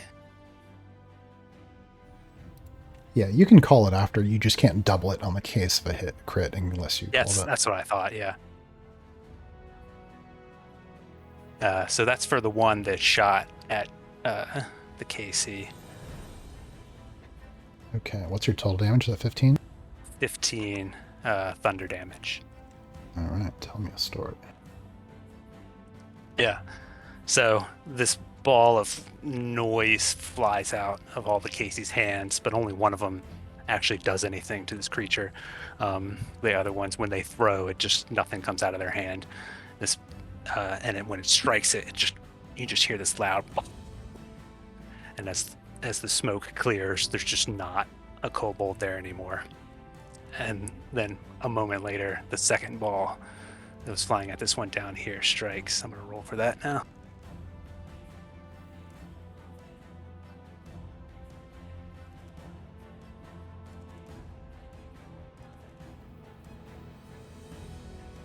I don't think this one is advantaged.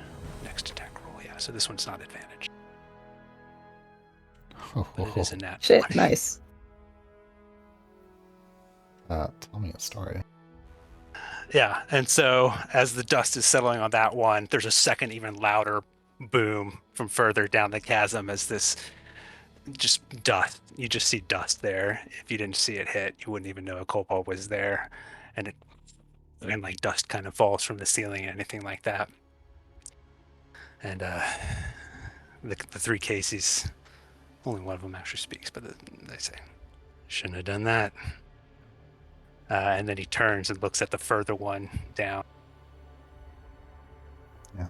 As the loud boom just obliterates the first kobold, then the second. Bit of dust falls, and then cracks begin to run through the stone of the ceiling. Yeah. Casey turns to this third one further. A little far, but I think you can see him. Raises an eyebrow, tilts his head. That'll be my turn. Charlotte, you're up. Charlotte draws one of the javelins on the back in one of her harness and spins it around and throws it at the one on the rope with hopefully unerring accuracy. I guess we'll see. She's doing this recklessly.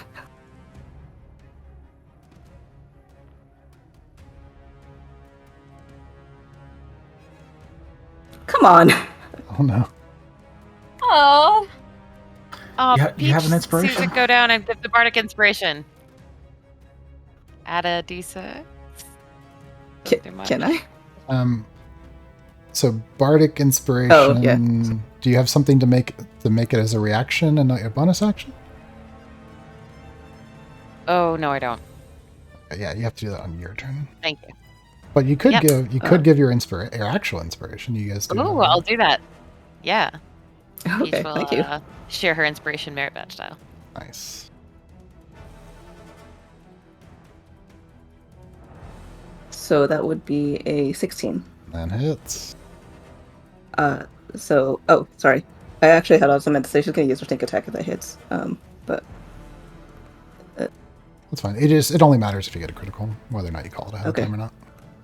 so, and then with her rage also, so it's additional 4.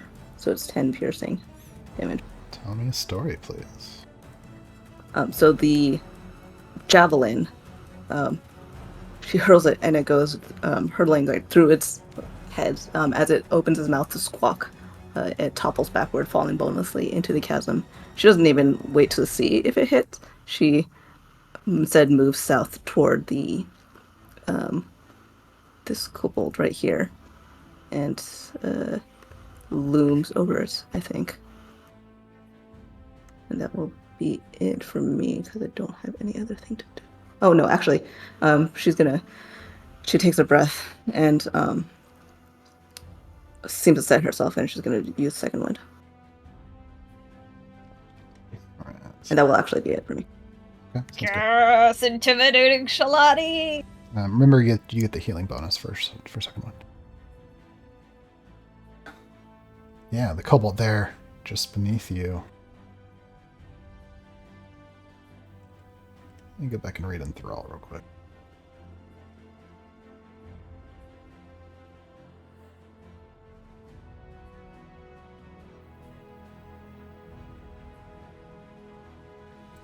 Yeah, this creature, outnumbered now, looked like it might have wanted to run, but something about Shalati's presence, it just stares at her, trembling. I think it's just going to take the dodge action, no attack. I think she's been whispering something sibilant that I'm not even sure she knows the entire time. Yeah, you see its little ears fall down. On the far side, the bloodied one takes its iron dagger and takes a stab at Typhon. Oh, that's not gonna hit. Sparks off. Just quickly moves out of the way. Araya, you're up.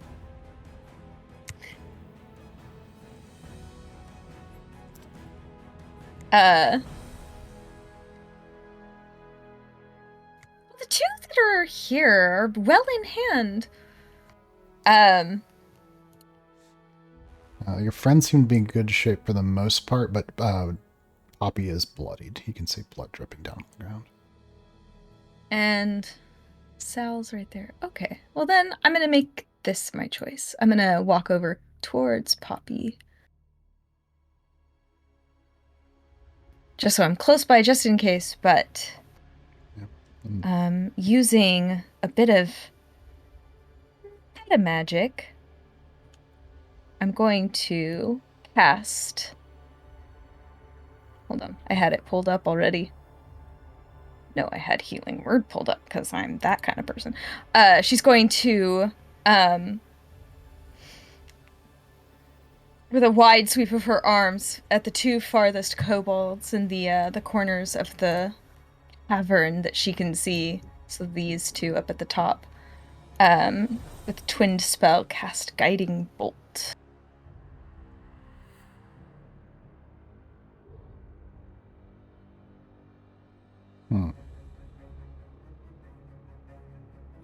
I think if you...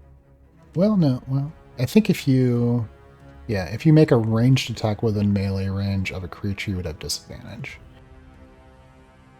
Okay, then I'm not gonna all the way up close. I'll be like a step away if... Okay.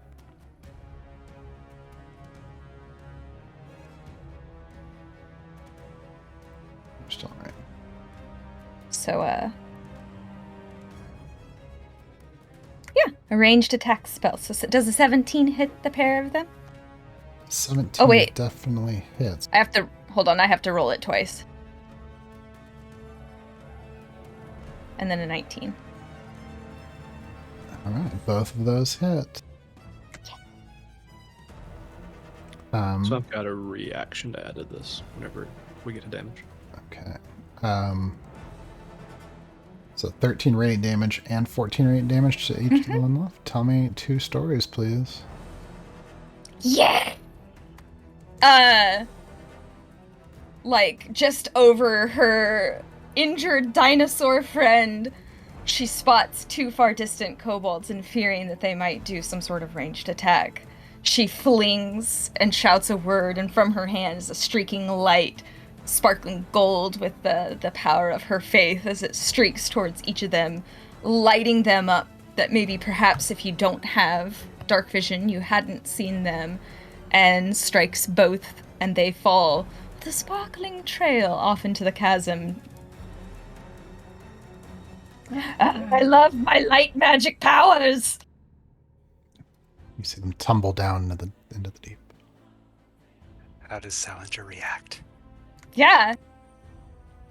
Well, the reaction was to make sure you finished them both off. So I think what he does instead is him and Poppy lean down looking like they're about to help, and he just shields Poppy's eyes when the other one gets blasted. No, don't look.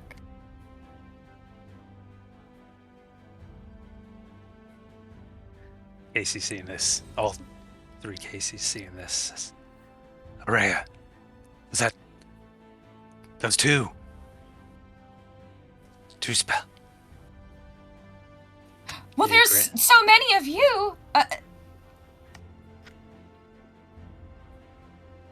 I thought I might be able to make more than one spell. That's awesome. Just as those 2 tumble into the deep, an arrow flies from the south at Esmond. Esmond does 12 hit your armor class. Esmond was ready this time. Yep. Ping! It's your shield.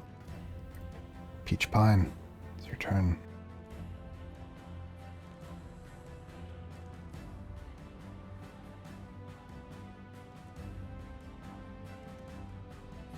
I had so many targets and so many ideas. Now everybody is dead. My friends have done so well. This is a good problem to have, because we got a whole ass. I'm going to burn my reaction, and Esmond is going to yell across the chasm. He's going to cup his mouth and just yell across the chasm. The town is under assault. We need to get up there now.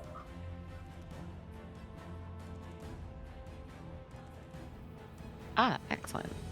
Hearing that, Peach is going to run and dash and roll an acrobatics check to see if she can make it across this bridge. I'm seeing how long it is. I'll tell you when to roll. But so do you want to move out across the bridge? Yes, I do. Okay. Well, each trying to move across the bridge, definitely each 5 feet or so will cost an extra 5 feet. So difficult terrain essentially, but not through the mechanic of difficult terrain. Just slow. Okay. So 5 feet costs 10 feet essentially. Oh, like combat time. That makes sense. I think Shalati is going to, seeing Peach start to move away, is going to use a reaction to yell, breaking the line of hissing that she's been doing, to say, "Tie yourself in!"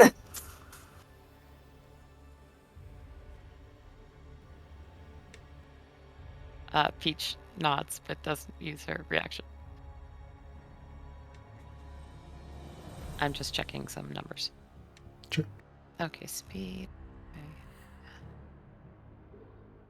Okay. Peach can...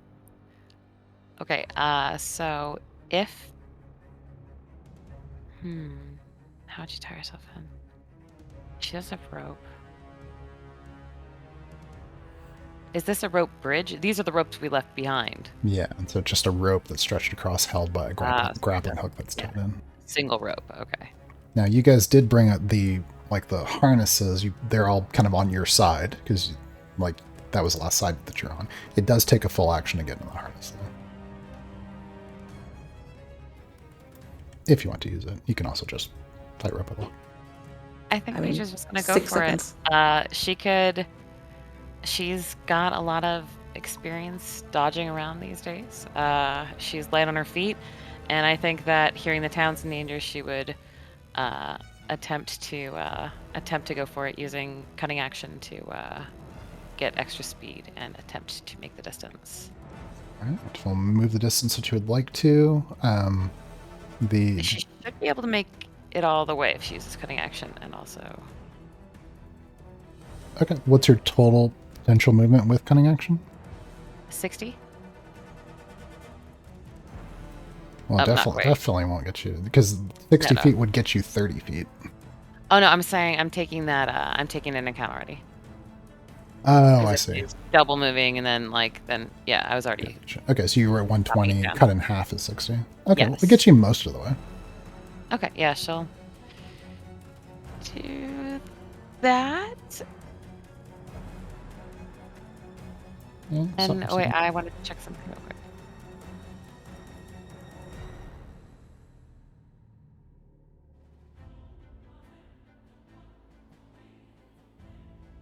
Okay.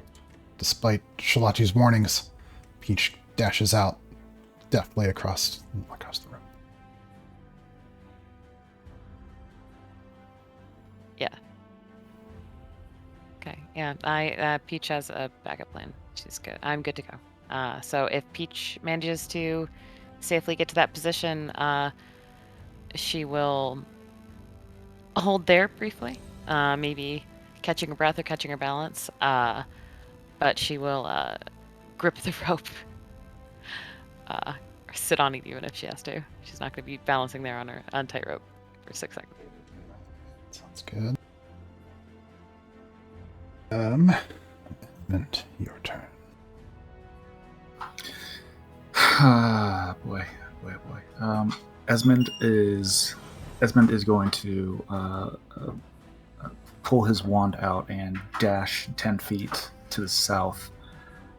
And as he does, he's drawing a blue-white circle in the air that, after he finishes tracing, in glyphs appear.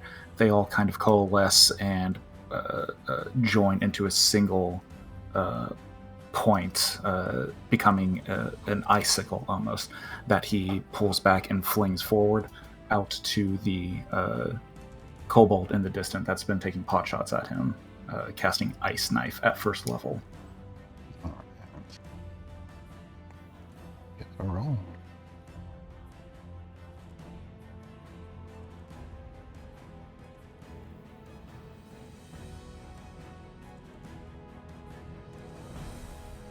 $13 to hit.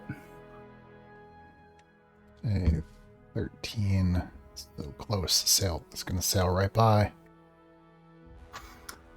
Okay, then it's still going to explode, and it will need to make a DC 16 Dex save.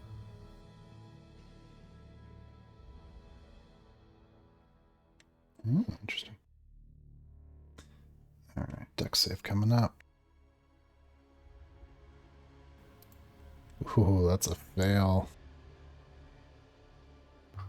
So as it avoids the icicle, it's going to land into the wall right behind it and erupt into a series of splintering ice shards, and it takes an additional 8 cold damage.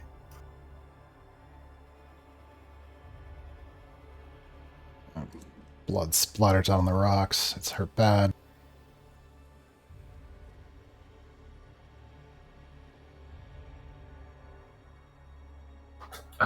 And then bonus action, Esmond is going to instruct Typhon. He's going to yell, "Typhon, take one more swing, and then join my 6." That's Esmond's action, Esmond's turn, and then it goes to Typhon, and Typhon is going to take a swing at the kobold in front of it. Casey sees Esmond pull a knife out of the air and throw it. And all three of them start grinning. I rolled a nat 1. I'm going to use an inspiration to re-roll that. Wise.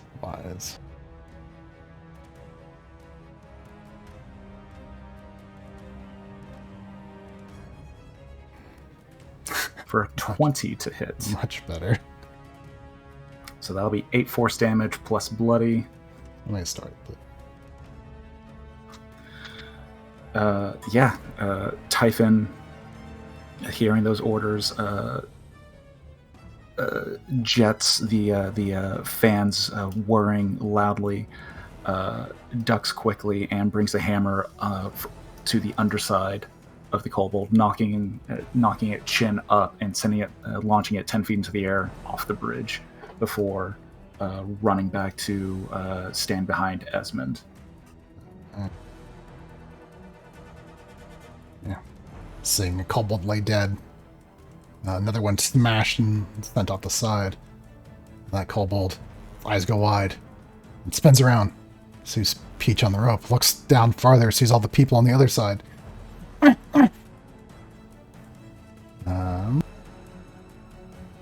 a d4 for a decision. Ooh. Kobold takes his little knife and starts to cut the rope. He needs a 15 on an athletics check in order to get it. He gets a +2 on his roll. So this is d20 +2 needs a 15. Oh. Oh no! Goodbye, my friends. Can I use one of What did I my tell you? special Disaster. skills to make it re-roll, please? Yes, you can. This can be done once per roll. I'm gonna roll it again. She happens to just sense the malicious intent of such a horrible little and her friend's life is up, and she just no. Right, And maybe it doesn't understand her intention, but it certainly understands. Kobold. Gonna roll again. I hope it doesn't D20 +2. It needs a 15 to cut through the rope. Oh. Peach, as you cling there to the rope, you see that little goblin pulls out the knife, cuts through. You feel it let go beneath you. For just a moment, you remember the harnesses back on the other side, and as you begin to fall, please make a DC 16 dexterity saving throw. 15 dexterity saving throw to grab onto your end of the rope. Or to hold on to your end of the rope, I should say. So let's go. Can I give you my inspiration? Let's see. Yes. So it is a different roll. So it's a different It check.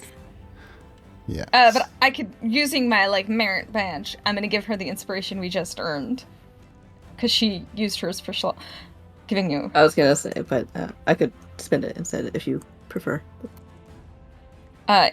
Whatever it takes to save our Peach. Please save me. One of you can do it. All right. I'll do it because I think if it works, then that said, this is also you could also roll a 1. So it is up to you if you want to risk it. I do want to risk it. Thank you. Okay. All right. Make so another roll. Oh my God, Dex save. Yes. Dexterity save DC 15. You have to make to hold on.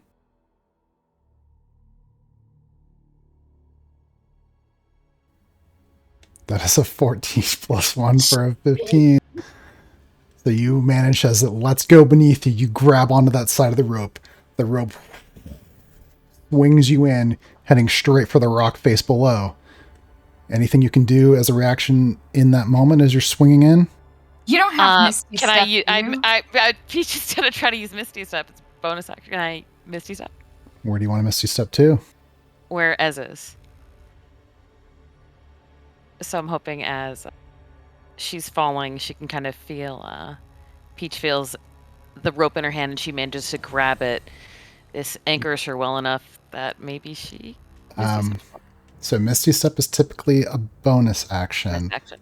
I will let you make a DC 20 charisma ability check in order to use it in this unconventional way in this moment of panic. If you make the DC 20 check, you can use the spell in an unconventional way. I can roll this. I'll just take it.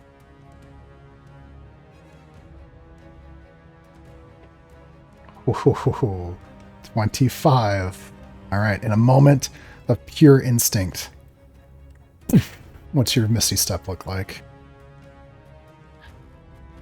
So Peach sees the kobold, sees that little knife, and she can feel the rope slipping from beneath her. And as she grips, she knows the stupid harnesses are on the other side. She knows Shalati is going to be so mad, and all she can think is, God, I don't want Shalati to yell at me. And she dissolves into a little pink mist and then reappears on the other side of the chasm. You have just far enough at the last moment to make it to the very edge of that bridge. The back of your heels aren't even on it. You can feel your weight about to fall backwards off the end.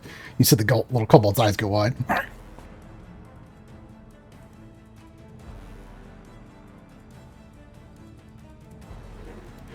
Salinger.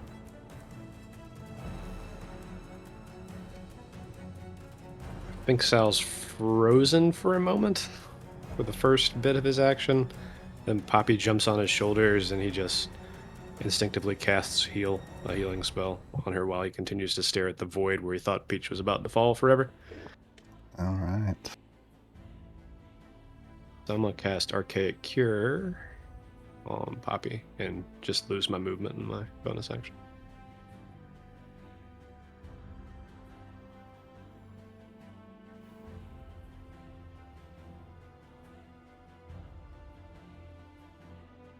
That heals her for 7.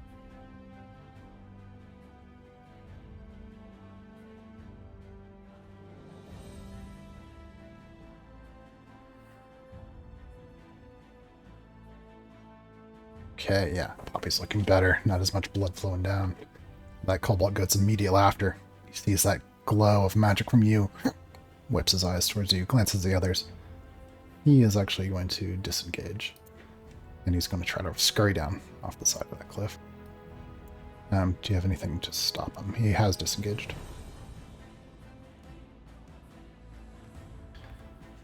There he goes.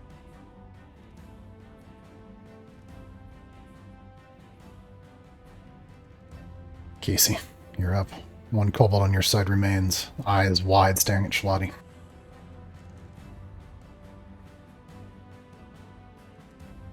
Three Casey's.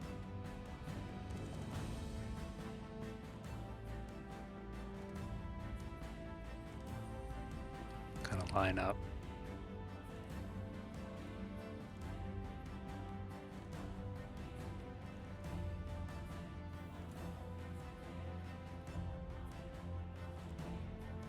And casually walk over.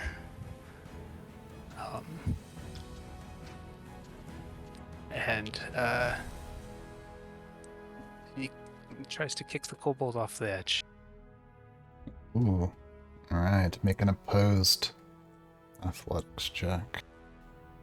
Well, roll to hit first. Okay. This is just improvised weapon, I presume. Yeah, well, just an unarmed strike, essentially. Okay. Does that include my dex then? Yeah. Does that include my dex? Uh-huh. So I rolled a 1. Are you gonna stay with that? As cool as it would be to like just fall off the edge.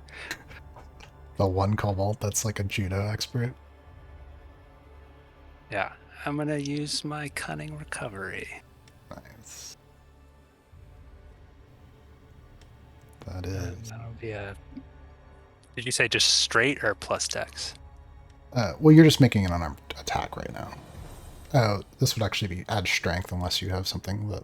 Strength, so 17 to hit. Okay. Yeah, that'll hit. So now you can make the opposed.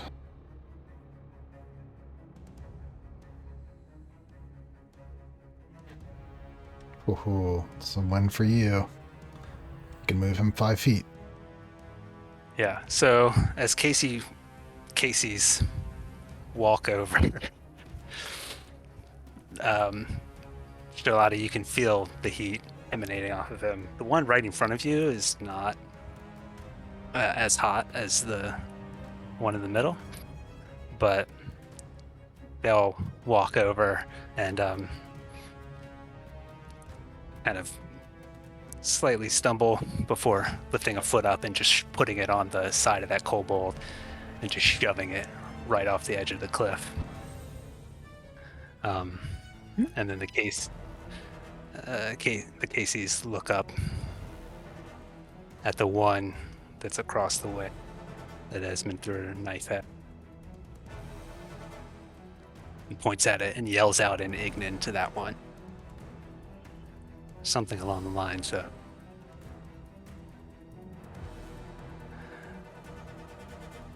"Go tell your boss, stay out of our town."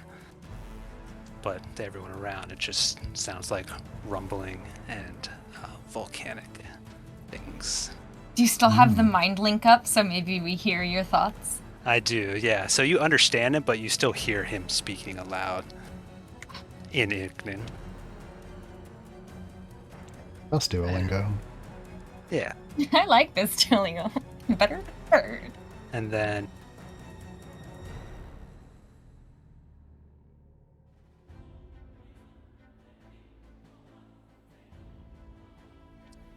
So that was certainly an action. that's going to be... I'm trying to see if I have...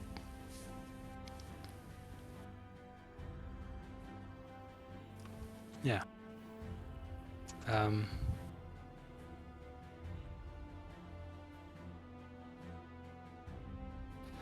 Yeah, Casey.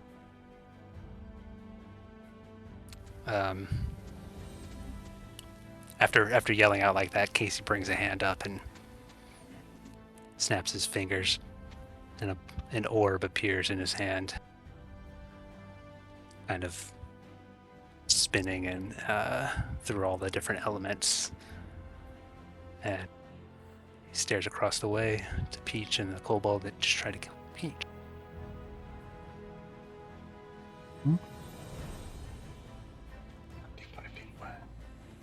And he leans back and chucks this ball. He's speaking a little faster and making the movements a little faster in order to make this happen as a bonus action. And the orb continues rotating between elements as it flies across the way. For 21 to hit. 21 hits. What's your damage?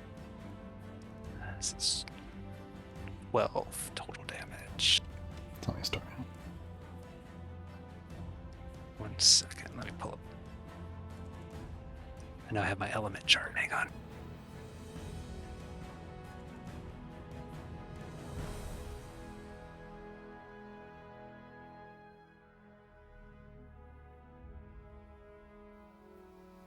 It's not fire. One is fire. Other one is lightning, though. So, as it's flying across the way, kind of spinning through the elements, right before it hits him, it turns into this crackling blue lightning and kind of strikes up through him. He's an iron kobold, right? Mm-hmm. Yeah, and so you can see it kind of run up through him and as he shakes there for a moment and then just crumples to the ground. Casey lets out a breath and says, "We're going to need another rope." And then he grins at Shalati. All three of them. Well, two of them do. The third one kind of looks behind her, off into the chasm. Because they mirror each other exactly. Shalati, you're up. His attention swaps almost immediately from the kobold that was kicked off to the kobold in the distance. The serpents that are rising around her and the shadowy figures within the waves splashing around her, focusing their attention as they're kind of just writhing helplessly as they don't do much at range. But she pulls out the other javelin from her back and focuses, holds a hand out to like try and get her aim on that one before she flings the javelin recklessly. So it's at disadvantage because it's not the optimum range. So it's just a straight roll.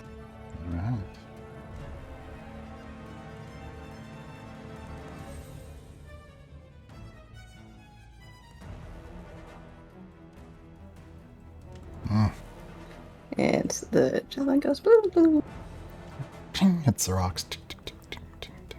Scatters down to the deep. Anything else? This thing's very frustrated.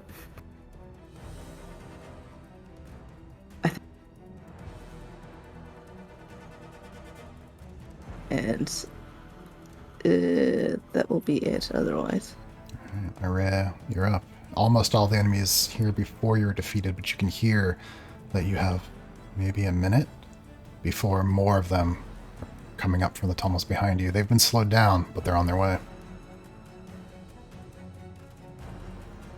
Okay. Oh, okay.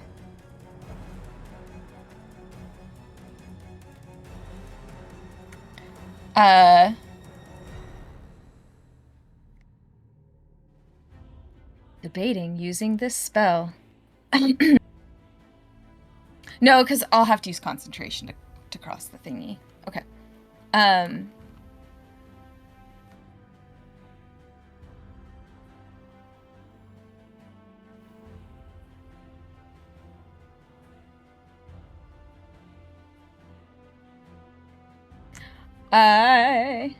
So we hear them coming like within around a turn. We're not worried about the kobold to the south of us? You've probably got, if you had to estimate, you've got maybe a minute. That's 10 rounds before more would arrive.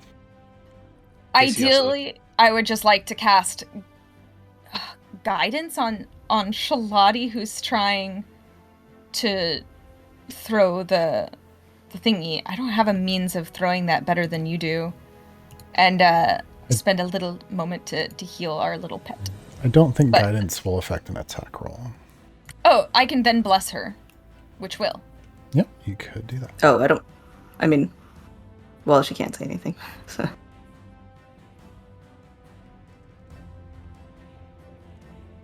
gonna add a bless to you, and then I ideally want to heal Poppy, but just like, I'm praying for you, you've got this.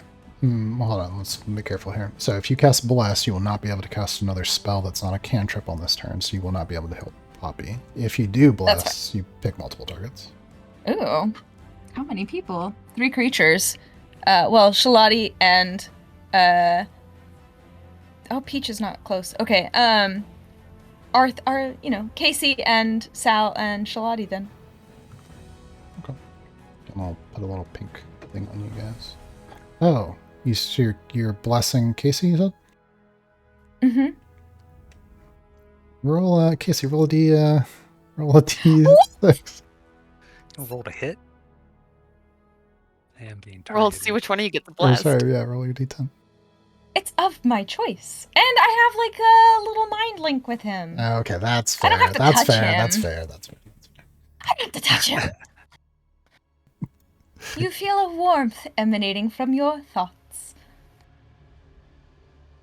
But I think, yeah, that is how I will bless specifically Casey and Mirror You hit the right one. And what's the third person? The third one? Sal. Yeah, I rolled a 1, so. I'm glad you rolled the 1 for me. And not for a kobold. All right, so they're blessed. You're holding concentration on that. Anything else on your turn? I will start putting on a harness for myself. But, Well, yeah. That takes an action. Yeah, but I mean... Also, there's no more bridge, girl. We're gonna make one! There's still rope on this side. Yeah. And the we're gonna grappling make hooks on one. this side too. I still Fair, have... fair. We could turn... Start... Yeah. Go. I'm gonna walk to the bridge to, like, begin helping with things, but... Yeah, I got nothing of significance beyond that. Right. That little kobold down there looks across. This little sound from his mouth, like maybe like rocks falling. In case you kind of make out. Okay, I'll go tell him. He vanishes into the crowds.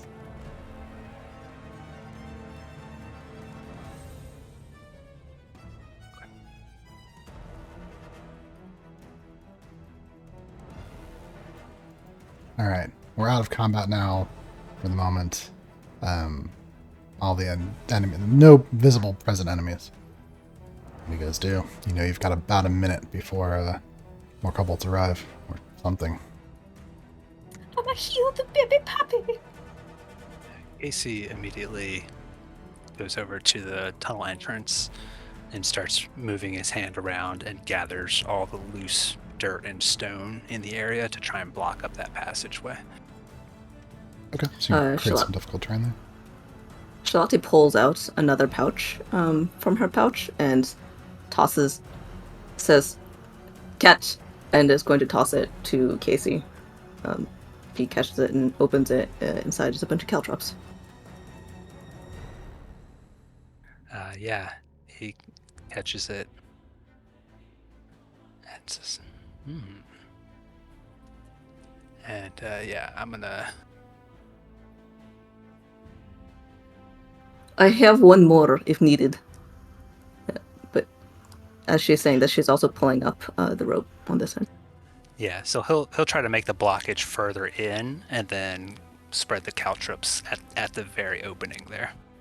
All right, sounds good. So that's what Casey's doing. What's everyone else doing with your minute?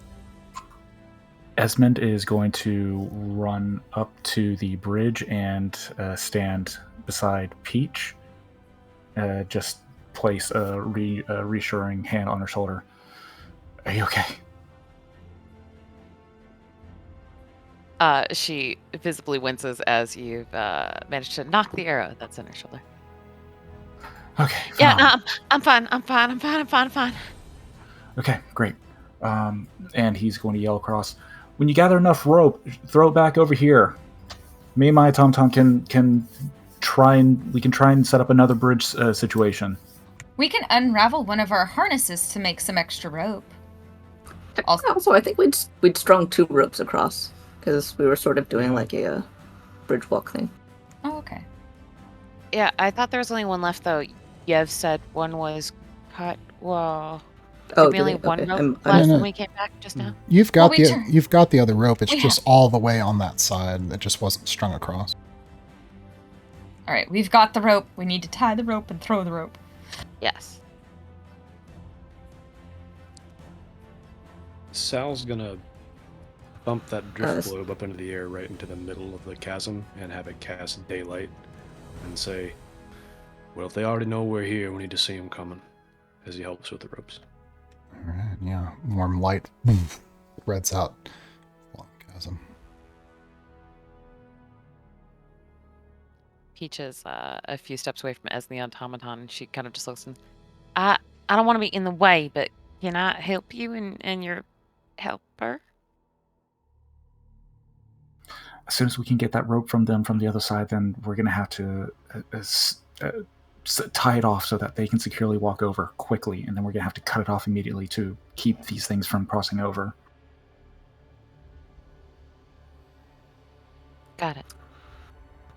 just want to say, on gathering up that piece of cut rope, it will attach the grappling hook onto the end and pay it out a little bit more, and then we'll swing it over our head and attempt to calls heads up and attempts to lob it over. Right. Just because it will kind of potentially matter for time, go ahead and make that athletics check for.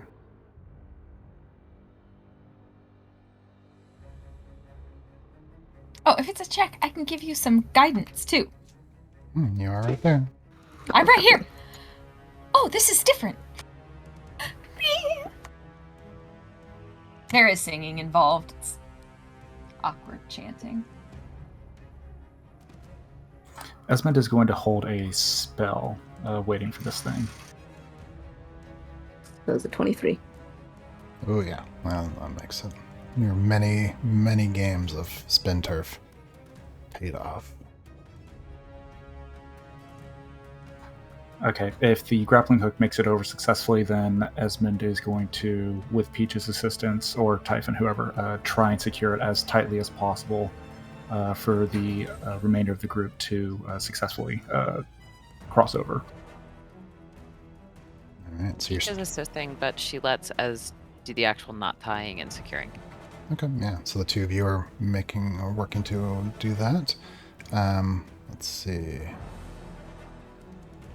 Okay, by the time you guys finish securing the rope, setting up the barriers sort of at the large mouth of the tunnel over on the western side of the cave, that leaves you with 12 seconds or 2 full rounds to make preparations. You can kind of maybe you can hear them getting closer. Do you want to set up?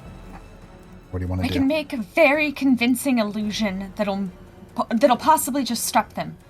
But I have to really think about it. Just get the cross. It should be fine. Was that all broken up for everybody else, or was that my connection bad for a second? I think that was just you, but go ahead, just repeat it real quick. Okay, yep, sorry. I can make a very convincing illusion. I just have to think about it very hard. Yeah. Can you think about it while you're crossing? I think I can think about it while I'm crossing. Well, last time I crossed, I sort of wasn't even looking up. But I think I can... You do that while I get the harness on you. And then she's going to tie a harness onto Araya and try to get it to the rope as well. Okay, so you're fastening Araya into a harness, all right? Mm-hmm. Casey, Sal?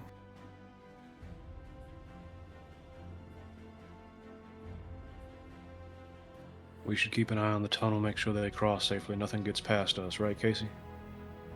Yeah, everyone else gets across first. Just a reminder, Araya healed Poppy for an additional, a lot. Probably more than max. Gotcha. Yeah, she's back at full. Thank you. Probably as Casey's saying this to Sal, the other two Caseys just kind of fade into ash and float away. Because that presumably been a minute since he cast that. Yeah, Araya's Bless will also be worn off by the time the minute's up. Yeah, this was a just in case. Well, this was Turner. Getting the rope across. Esmond finishes tying off the rope, and he's just going to yell, frustration in his voice now, "Speed it up! Let's go!" All right, any final preparations? You can hear him getting closer. Oh. You first. I think Charlotte's noticing that Salinger and Casey are not doing anything. She's like, "What are you doing? Get the harnesses on!" Salinger, considering how alarmingly that rope creaked, I think you should go first, because most of us are lighter than you. If I damage it so you can't cross, I'll never forgive myself. Just let me stay guard till the end, he says as he starts begrudgingly putting on a harness. I promise I won't fall. Yeah, Casey will put one on as well. And then, Sal, are you moving back towards the rope? Yeah, I'll be right at the edge of it, but not in the way of anybody crossing. If there's one more round, I assume she used one round to put the harness on Araya. Mm-hmm. Hopefully while Araya was busy doing her casting, she kind of gives her a gentle little push in the direction of the rope to be like, "Go on, get," but doesn't actually say that. And then she's going to move back and pull on and harness herself as well from wherever that pile is. All right. Like, I'm gonna step onto the rope and then I'm gonna cast a spell behind me. Hold on, let me check with the material. It doesn't list the material. Oh, you guys are gone? Yeah, before anything happens, presumably a minute will have passed since there was already a few rounds of combat. Yeah. Yeah. Did Charlotte go back towards the cave-in? Yeah, because she went to get some of the harnesses. Oh. Or one for herself. All right. Set yourselves up for final positions as you hear kobolds. Yeah. So I'm casting a phantasmal force at the opening of the chasm that leads into the area of the platform that we're on, where the sound seems to be coming through. And in that space is like what seems to be a statue of the maiden emitting the most radiant and glorious light as it fills that entire pathway. So hopefully, yeah. And any target that comes to that, they have to make an intelligence saving throw. Okay, it says a 10-foot cube. Do they have to enter that space? Yes. Okay. But they can see it within 60 feet, so they would treat it as like a threatening thing. Is this a tome? A different version? Because the first sentence says, "and the creature that you can see within range." And it's one creature. Okay. Shoot, then I'll hold this. Then I'll hold this off, because I was reading it all the way down, and I was like, okay, so it fills the space. Yeah. It does seem that it does seem to be a single target. Okay. Unlucky. Okay, I'm gonna hold off on this then. Never mind. Okay. Nope, you're right. Single. I was like, leaving an illusion would have made me very happy.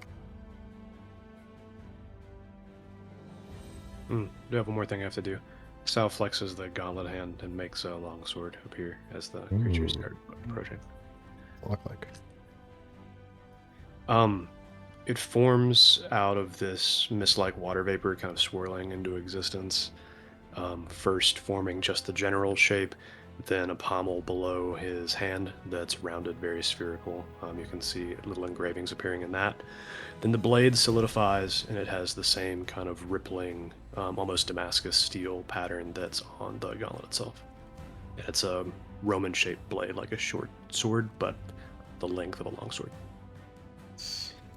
Gladius kind of looking thing. Very, yeah. All right. Okay. Little thing. So, final call for positions on the map. Oh, sorry, Peach, what were you saying? Before. Yeah, no worries. As combat is kicking off before really anything, Peach kind of looks at Ez as he kind of they finish, cramponing one of the ends of the rope to it, and she just kind of puts her hand briefly on his wrist and just says, "I think you can do it. You're so smart." And she's casting heroism on him. So he's imbued with bravery until the spell ends. He can't be frightened and gains temporary hit points equal to my spellcasting modifier at the start of each turn. Nice. Nice. Can I use my final turn to get 30 feet across? Like using my movement and action? Yeah, sure. Okay, thanks. Casey, finishing tying on his harness, tosses a small pouch from his hip to Shalati, and says, "Great minds, huh?" And when she catches it, you can feel it's full of a bunch of ball bearings, similar to the one that you spread earlier. And he looks down at the platform and back up at her. "See you on the other side." She actually smiles a little bit at this and nods at him. All right. Kobolds chittering, clawing on stone begin pouring out not only through and around the archway entrance on the western side, but also through some fissures on the western side of the room as well, on the northern and southern outcroppings of rock. The first kind of wave are hit the caltrops, and you can just hear them crawling out. Some of them fall down, some of them tumble, slowing that first advance, slowing kind of the pack down and clustering them more kind of at the front there. So in their first appearance, they won't make it as far as they might have. I'm going to put them on the map. This will take a second. In fact, it might even be worth, because I'll do initiative and everything for them, just take a quick 3-minute break. Just put a quick one. Sounds good. Oh, I should nature. We probably could have just went to the other side during that time. Oops. While they're all sitting around rolling initiative. Yeah.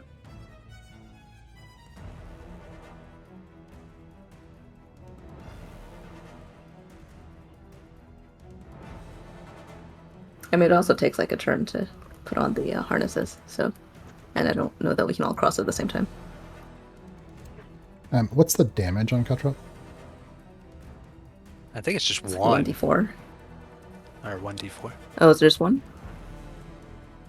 Yeah, it's just one. You're right.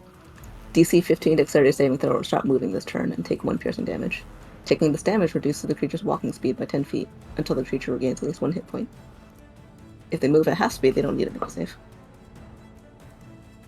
Yeah. I'm going to put damage and that effect on the front row.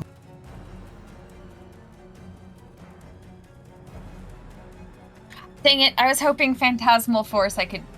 No, dang it. It's a good thought, though. I'm like, I don't have any, like, traps. Cleric could get some cool stuff on it.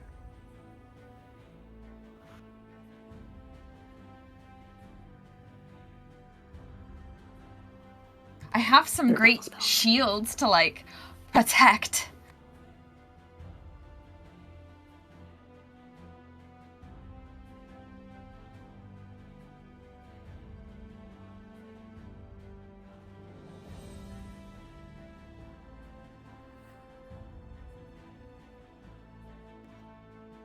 Okay. Hopefully I can do this in orderly fashion and all of them are in initiative.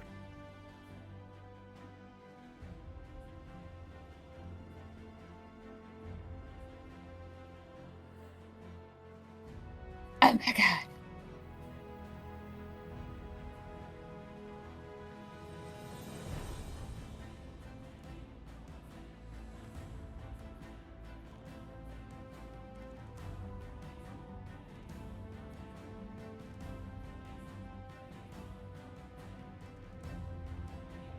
Those are taking up all the good ones.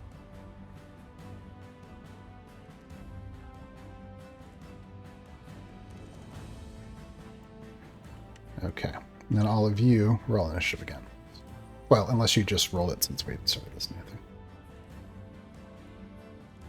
Oh, we roll again? Yeah, new initiative for you guys.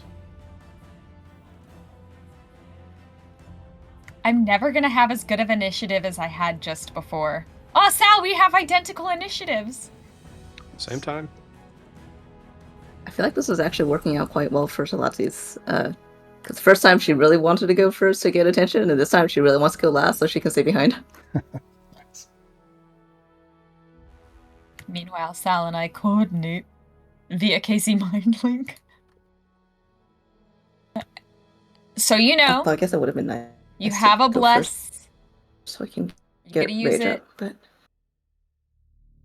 I think it only lasts for the very first attack. it's faded at this point, hasn't it? Well, it was a minute, and we had a minute, and this is like I cast it after having healed That's Poppy. true. Yeah. So we like it, Are you Yeah, talking that's fair. about- Okay, Are you talking about Bless? I'll take that. yeah. In my brain, it means this is the only chance you get to use the plus to your thing. Because it's a minute, and and we had 1 minute in it, so it's like this first Yeah. moment. You cast it when she was going to throw the javelin. And That was during our whole minute of preparation, maybe not the first round. And I did heal Poppy. You did. And she had to tie the rope. That's true. But Eh? I feel very, very confident that you cast it when she was trying to throw the javelin, and combat ended after that. It's a minute. No, she was trying. I think she said a javelin, but it was when I was trying to throw the grappling hook. Oh, Yeah, you ended up okay. using like- an I was like- athletic throw. I didn't get to cast it for the javelin. That's why I did bless, was because I thought she'd have to do the javelin again. So then she tied her I don't have any more rope. javelins. So. I did my bless. Did you just throw your javelin down a chasm and then it's gone for forever? Oh yeah, I lost both javelins. That's probably don't- not throwing things. That's what the chain return is for, but I didn't know what it was, so I didn't have a chance to actually attach it. Oh no. Anyway, it wouldn't have worked for the last one. Luckily, they're affordable. Okay, well, you have 1 round left on Bless. That's all I was time bandit. That's all you're getting. That's more than enough. 6 seconds left. So then the other people also would still have that, whoever had it.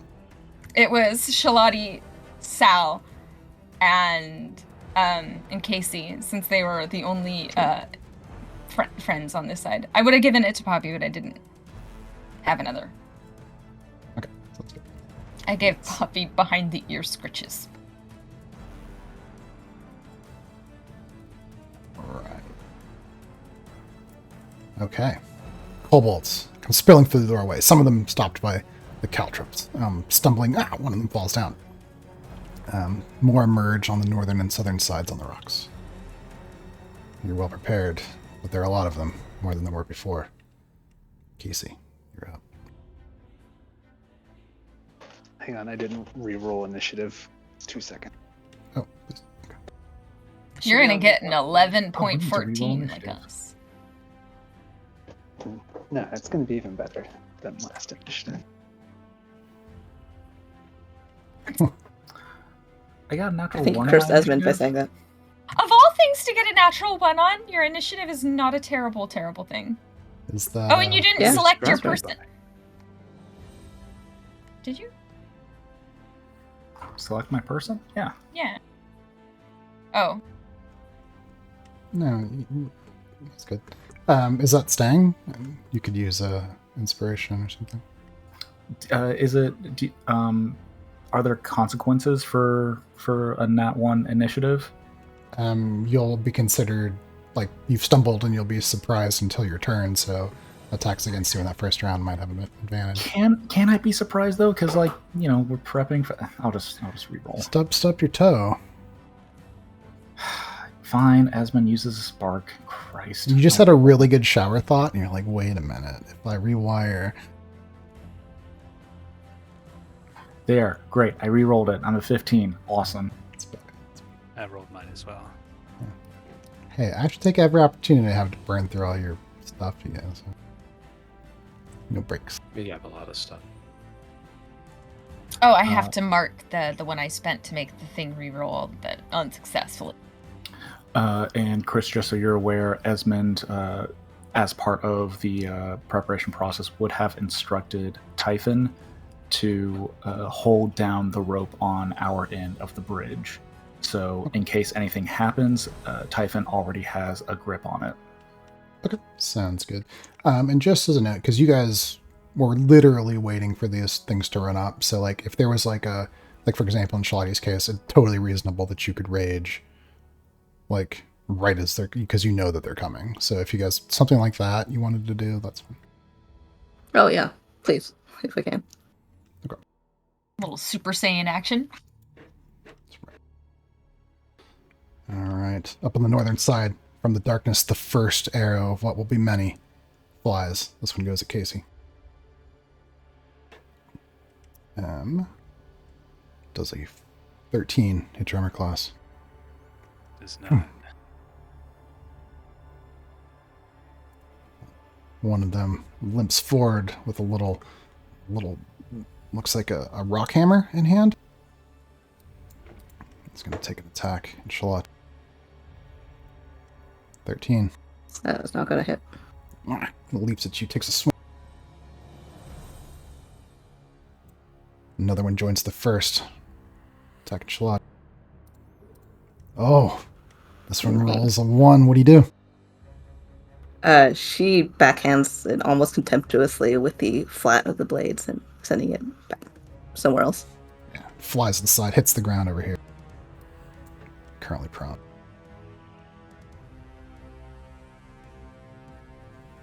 Another one steps forward, loads an arrow in his bow, fires at Shalat. That's going to be a 16. That will just hit. 15 points pierce. Esmond, you're up. If I fire a ranged attack straight, just a straight shot, is it considered disadvantage to avoid hitting allies that are in that line? They just get more armor class, so going through 3 of your friends, they would get +6.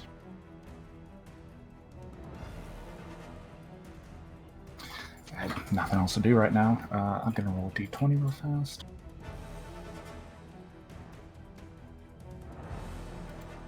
Just +2 AC per person. Oh, but it doesn't matter. On No, that's natural. not to hit. That's not to hit. That's not to hit. Okay. Damn. That's to determine how courageous Esmond is feeling. Okay, Esmond's again take a breath, and similar to before, it's the only spell that's useful currently. He's going to strike at the end of his wand against his wrist, and sparks gather, and he releases that and shoots a firebolt at the kobold directly across from him, across the canyon. All right, give it a roll. 13 won't hit. Yeah, 13. When, you just have to, you have to aim a little bit high not to hit your friends and hit the rocks above. And then, boy, yeah, don't have a whole lot going on. No, that's it. Kobold up top, spots a ray on that rope, draws an arrow, fires. Well, a 14 hit your armor class array. I have, yeah, it'll hit my armor class. Wait, really? I have mage armor up for 8 hours. It's 2 plus. Hold on, let me read mage armor real fast. I thought it's 2 plus 2, so 14 would it go to me? Whoa. It becomes 13 plus 2, so I get 15 for my armor class. Okay, so 14 then does not hit. Oh, thank God. Arrow. What's it look like when it hits your mage armor? A very familiar, like, flash of light as the ripple of, like, shimmering armor made of light seems to ripple across me, but and then fades back to the loose robes that she familiarly wears. I updated my armor class on my character sheet.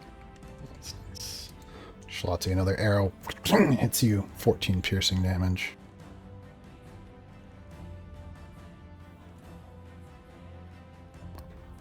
Oops, wrong one.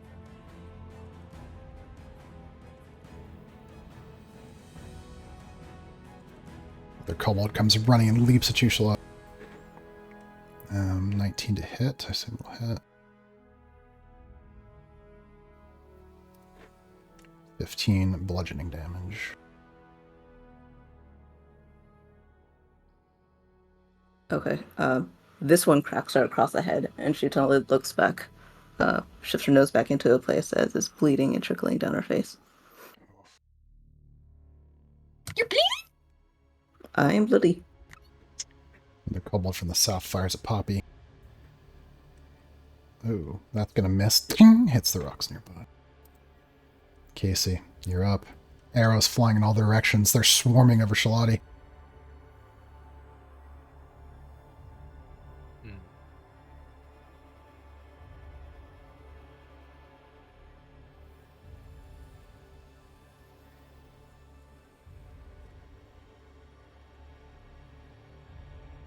And what does it take to move across the rope? Does it take just movement or action? Just movement, but if something disrupts you, I might ask you to make a roll. Make sure you guys use your bless. Please. Oh, yeah. I'm just reminding because I just...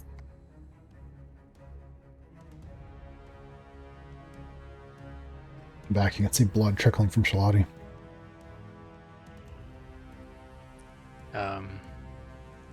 Yeah. Casey, seeing this, does not look back at the rope, but instead straightens up, cracks his neck.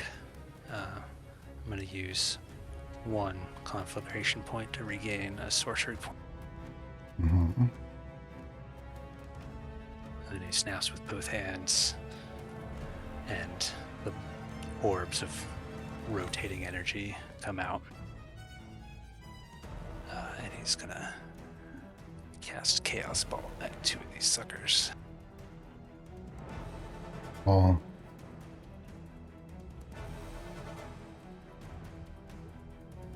And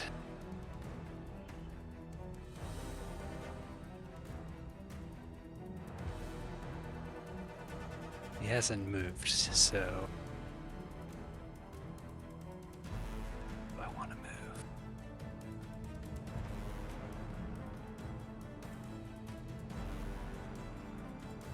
At least he doesn't look like he's moving. First one's gonna fly at this one right next to Shalati. I know you. Yeah.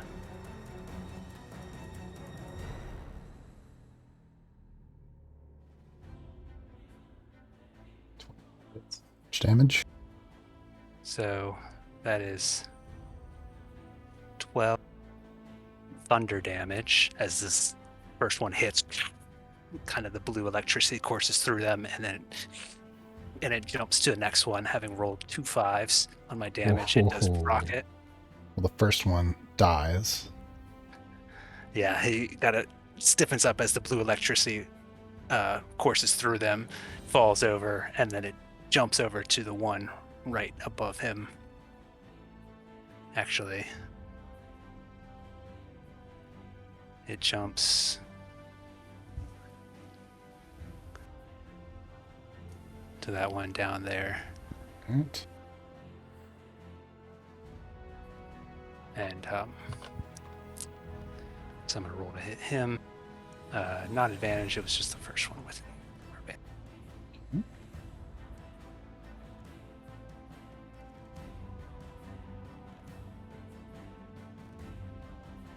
So that 9 gonna stand? No, it's not. Casey is lucky. Right.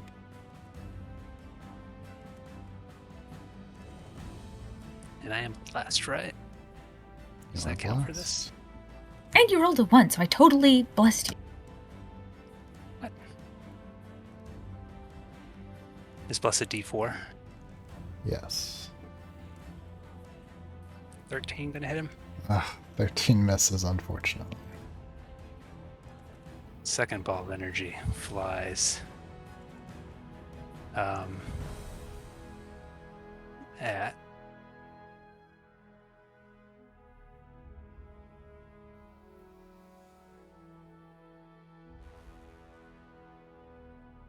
this guy right here. Right.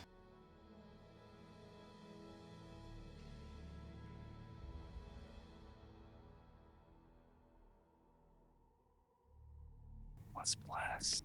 Plus blast. 16. That'll hit. That's nice.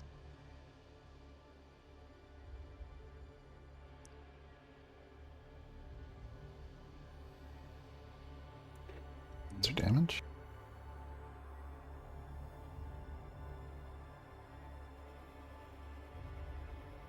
It's a total of 13 damage. Tell me a story. Yeah, let me pull up the damage type real quick.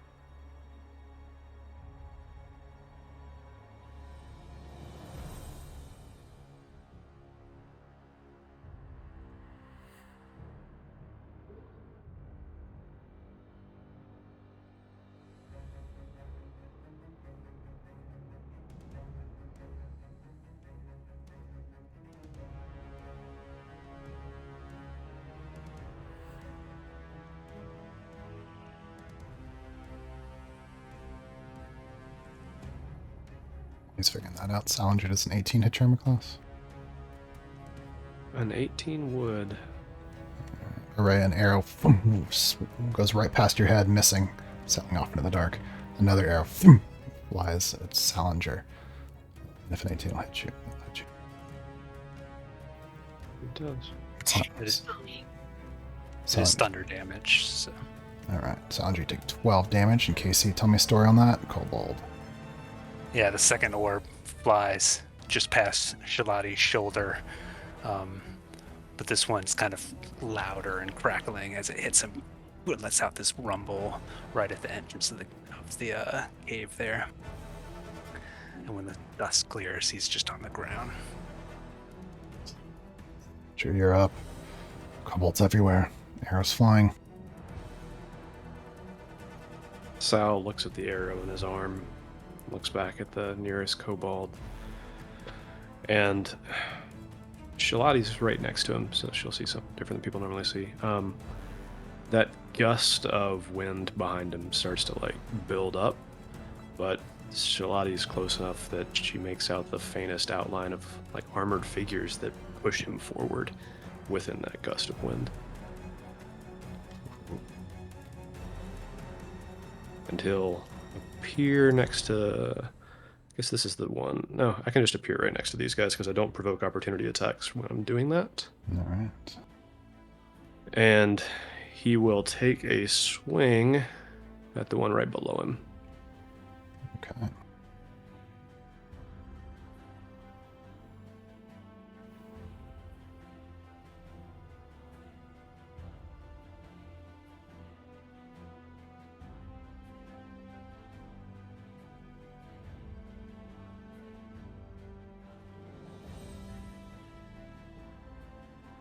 Does a 25 hit? Yeah. Cool. So that ethereal longsword that's just kind of dragging on the ground behind him, he swings up through the middle of that kobold and does an extra d8 as those armored figures kind of swing with his sword arm. Funny story. I think Sal, just as surprised as the kobold probably is for a moment, doesn't realize the force behind his swing as it's almost supernaturally propelled upward along with the normal swing he would before, and just cuts it from right down the middle all the way through the top of its head, and it falls in two pieces on either side. Bits, He squints and looks a little uncomfortable as that happens. bits of iron ore and blood and viscera splatter all over the rocks. Anything else on your turn? No, that was my bonus and regular action. All right, Araya, you're up.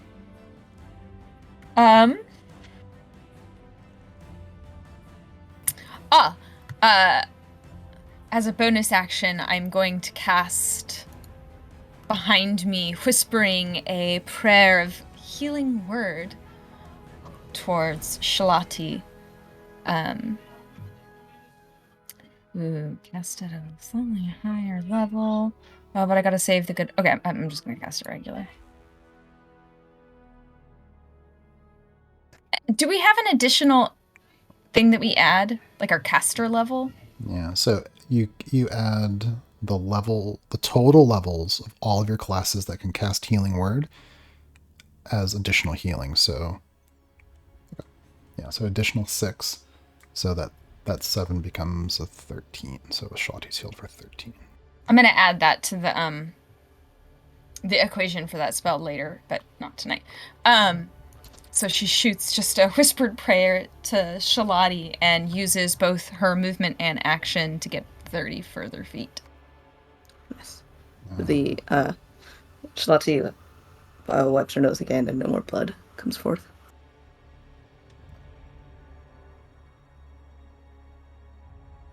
All right. Yeah, okay. Peach Pine, you're up. Oh, I know. You can see arrows hissing out from the darkness at your friends. Araya's almost on your side.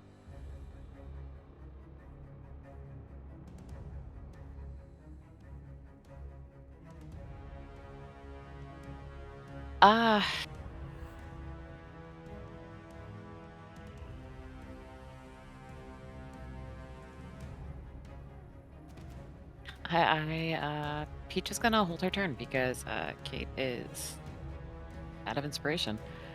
All right. So Peach kind of stalls. Seems like maybe she's shaken up by the previous bridge actions, and so she looks at Esmond and she takes a step back. She goes, I don't have anything to throw at him. I don't have anything. So she'll take the dodge action. Dodge action. Any attacks against you will be disadvantaged. Nice. Shalati, you're up. Shalati looks over her shoulder to see Araya moving away, and then sees Casey still standing right there, and says, "What are you doing? Get over it! Don't make us stand here fighting them longer!" And she spins back around, whipping out the glaive at the one nearest her. But we're doing so well. I assume there's a lot more coming in from the boiling in from the tunnels that we're not saying, right? No, there's certainly more down there. They're not here yet, though. Please get your butts Okay. across! So that is a dirty 20 for 10 damage. Slashing. 30-20 will definitely hit. 10 slashing damage is... and that's the one that's directly adjacent to you? That is I assume the one right in front of me is dead, so it's the diagonal for me, yeah. Yes. Tell me a story. As she whips around and the blade basically almost cleaves in half and mostly pushes it over the edge, so it falls over the edge, and as it hits the side of the cliff, it comes apart into 2 pieces.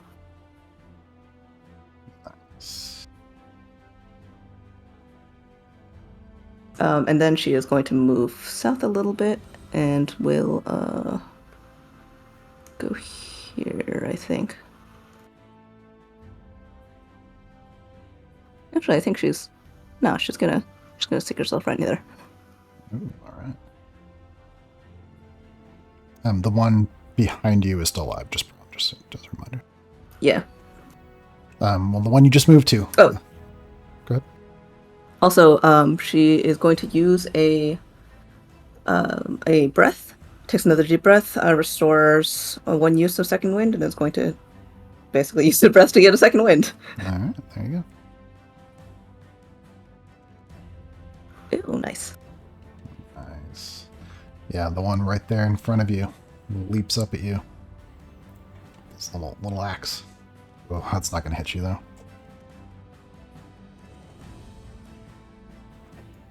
On the northern wall, one knocks an arrow, aims at Salinger, squints a bit, fire. Will a 16 hit you? That misses. Ooh, 16. Maybe hits the column. Thanks to that buckler that Shalata gave me. Yeah. From the south, one fires at Shalati. Oh, it's a natural 20. Is that going to stand? I think I'm going to use another breath to make it reroll. Alright. That's going to be a 15. Meat beats. 11 points piercing damage.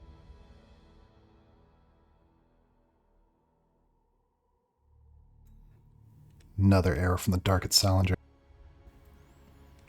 I'll probably hit you. Yeah, 21 definitely hits me.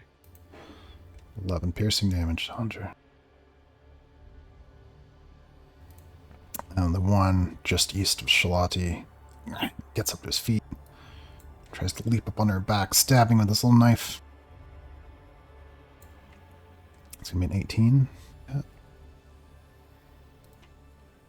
13 piercing damage. The one just north of Salinger stumbles back a little bit, drops his bow on the ground, pulls out a little knife, slashes at you. It's not going to hit you. Esmond, you're up.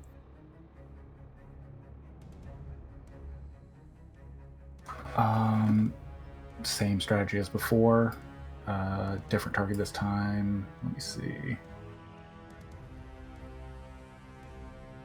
Yeah, that's doable.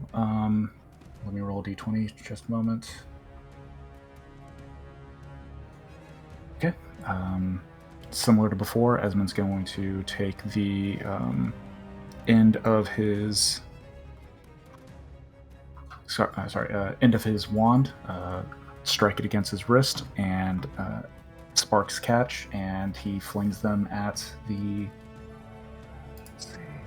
this kobold down here to the south, casting Firebolt.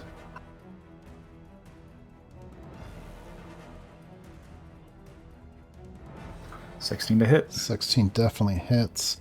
As it strikes him, you see it burns against the iron ore of the creature's skin, and you learn that they are resistant to fire damage.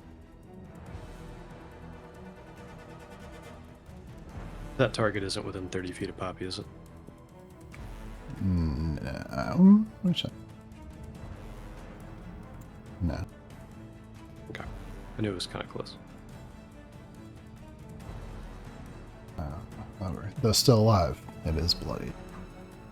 Anything else, Esmond? Nope, that's my turn. Kobold on the northern side. Ray is pretty far away now, but Casey's closer. Name's a Casey. Fires. It's going to be a 19 to hit you, Casey.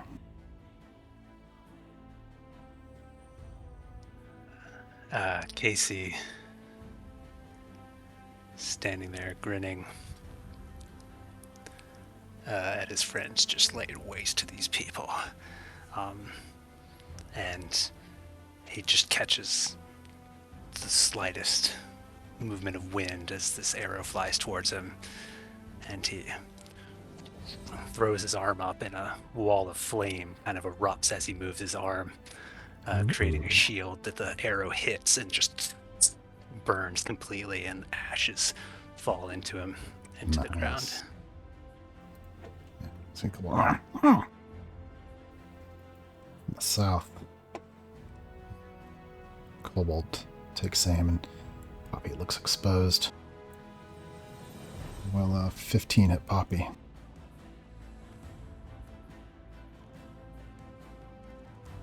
One second.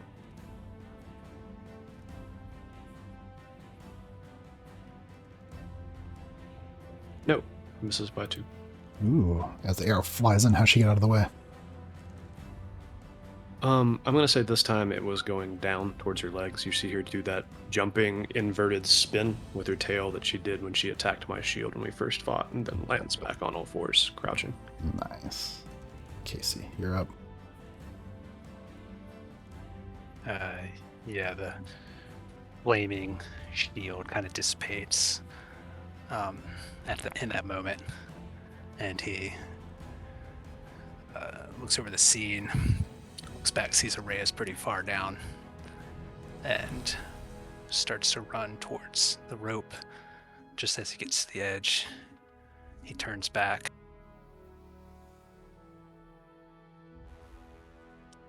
Snaps twice again, using another conflagration point to gain a sorcery point and win this spell. And 2 more warbling balls of energy fly out. First one, right at this guy, right in front of Shalati. Well, It's a nat 20. Tell me a story. So this orb flies at it, and it doesn't choose a type of damage. It just lightning courses through him and flames erupt out of him, and there's just that popping noise as he just is disintegrated. And Chris, I assume on a crit for this, it would have to be the pairs would have to match rather than just one of the 40 or 2 of the 4d6. Let me read it real quick.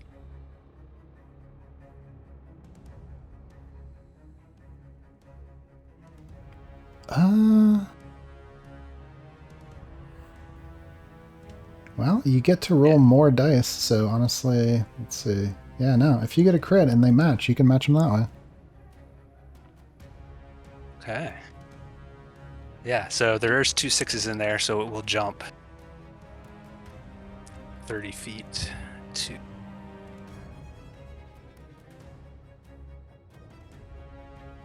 the one right to Shalati's far side. It's Roll again. Oh no. Casey is actually I have something for You still have a inspiration, I do, like the regular one. but I also have this. Mm-hmm. I'll use my last cunning recovery to reroll that.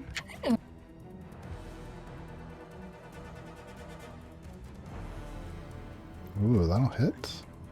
That is and I'll go ahead and use a sneak attack die on that. Okay. I'll use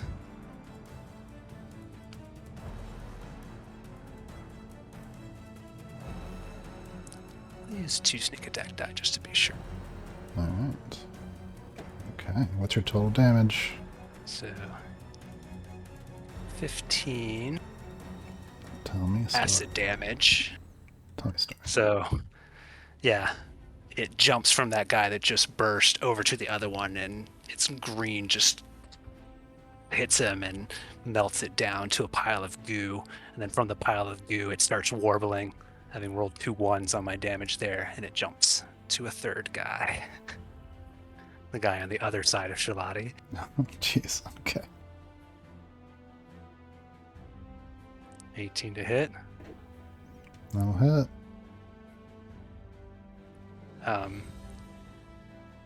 This time it is again a loud popping noise on that other guy as he takes 18 points of thunder damage. Tell me a story. But the dust kind of just raises up from the ground, and he's on the ground as well. It's in this moment that the second ball strikes the kobold across the way over here.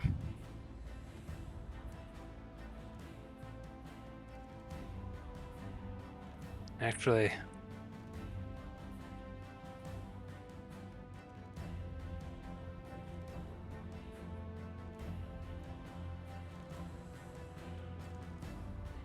I can't see how far that is. That It was more than 30, 35. more than 30. Yeah, something like that. Okay. Yeah, we'll hit.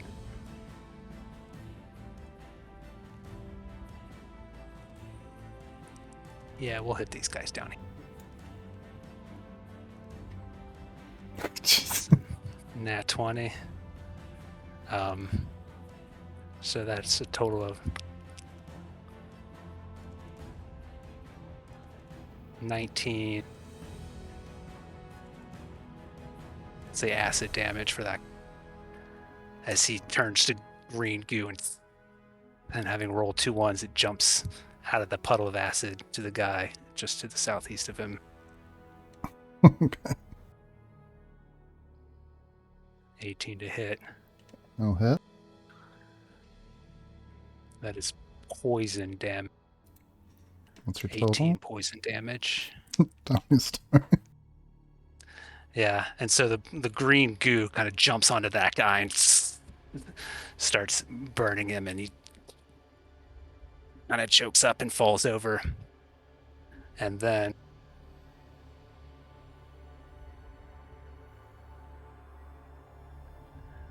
from his throat, the ball shoots out and flies towards this kobold.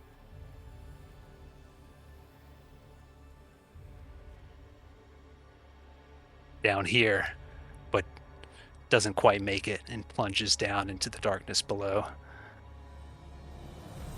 Yeah, so as all of those kobolds explode, that one, as the bolt flies towards him and then dissipates. If you see Casey at this point, he is flying 10 feet. Well, actually, I can't do that. Never mind.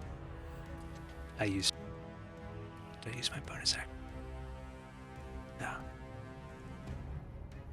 Yeah, he's not flying. Yeah, so Casey is like wind whipping around him. Hair is bright and flowing. Magma lines are super red at this point. And he is just grinning and flames in his eyes. And then he nods to Shalati and Salinger and then turns and uses bonus action to dash down this rope. So that will give me 40 feet of movement, so I can move 20 on the rope yet. Yeah. As you move out across the rope, the goblin on the south side looks at all the dead ones, looks at you, turns, scurries into a hole. It's gone.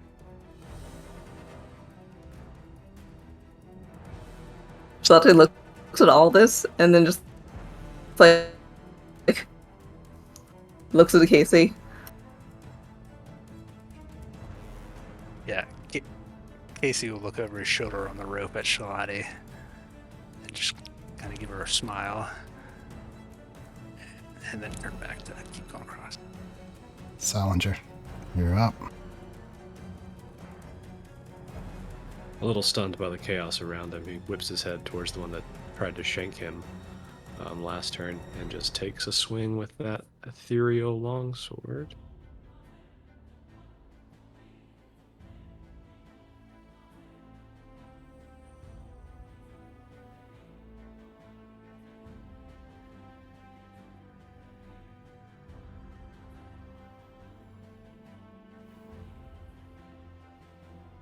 .27 will definitely hit. What's your damage? Well, it's 8, but Poppy, seeing that the blade is striking down at this kobold, whips her head around and uses a reaction to spit acid at it, dealing an extra d8 acid. Ooh. So that puts me up to 12. Tell me a story. Cool. So swinging the sword diagonally down, the blade comes into contact right with the collarbone, makes it about halfway through, and then as the thing starts to like pull towards to come out with the dagger again, Poppy spits acid, hits it in the chest, it shudders, and then falls limp and slides off the blade. Nice. And then I'll move, because I don't see any other standing targets. Is that accurate? Everything on your island's been eliminated. Okay. Well, he'll step up to the edge of the rope and then say as he passes Shalati, I need you to go first. I can get that last 30 feet in a snap.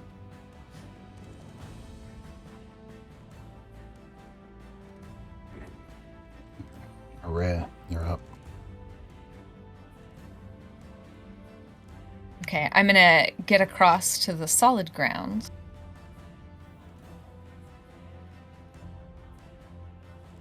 And then...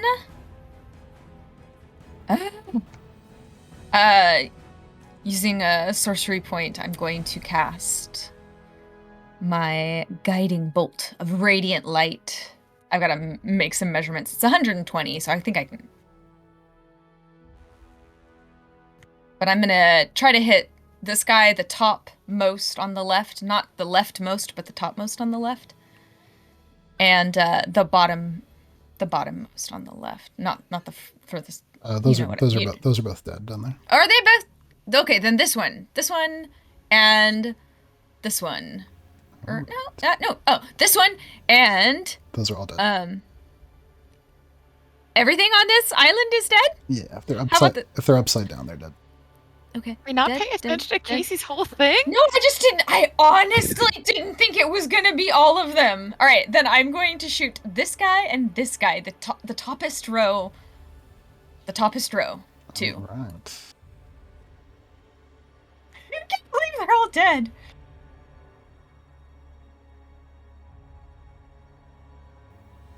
$17 hits. 17 damage. Tell me a story. Ooh, 25.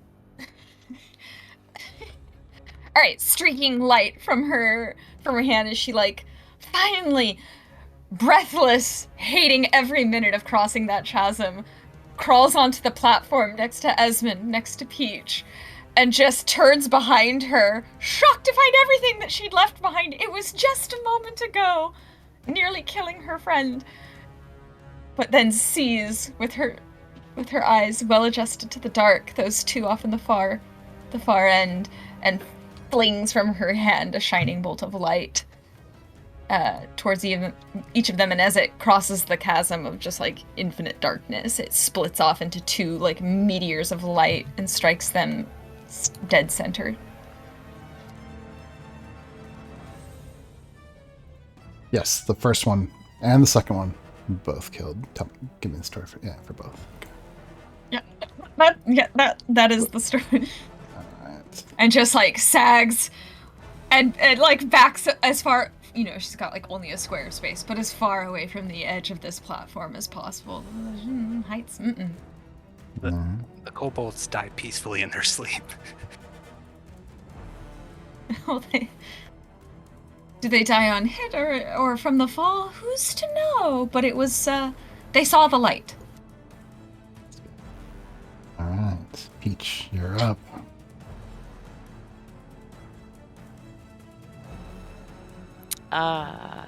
So Kate in real life has to go soon. Yeah, we're just about done. Yep. Peach not seeing any targets around her will just make space and move a little bit. Yeah, she's just gonna move past her friends to get off the little peninsula. And as she's passing Araya, she'll say, "How? That holy magic's something else." No, you have that lucky rock that we got that one time, and how far can you throw it? Yeah, about 60 feet. This chasm's 120. I was just... The maiden blesses us with her light. Hey, I'm glad whoever is on your side is on my side too. God bless whomever. I'm glad Casey's on our side. He uses mind link to say, "Glad I'm on your side too." He's gonna start thinking he's a god. Don't encourage him. He already does. That's fair. So the bits of rock, etc. on here, are they different parts of the chasm that are no way connected to the far side? There's pretty much just sheer wall right after that. Oh, okay. So it's just little out, tiny bits that only they're able to access? Yeah, they're just outcroppings. Okay.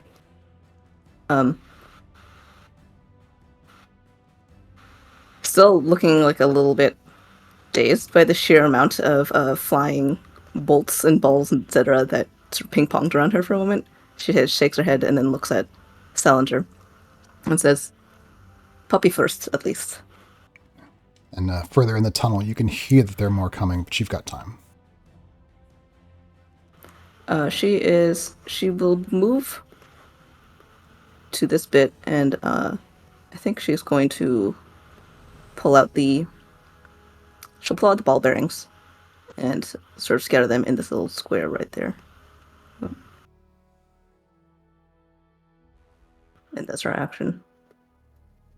And then we'll move over there.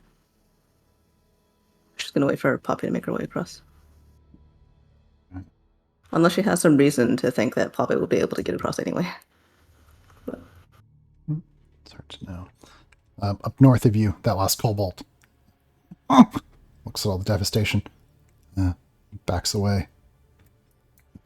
Darts into one of the fissures. That leaves no more visible enemies on the board. You can know that there are more coming, but they're not here yet. Out of combat. What do you guys do? Yeah, Casey keeps moving swiftly across the room. Please, all of you, swiftly across the room.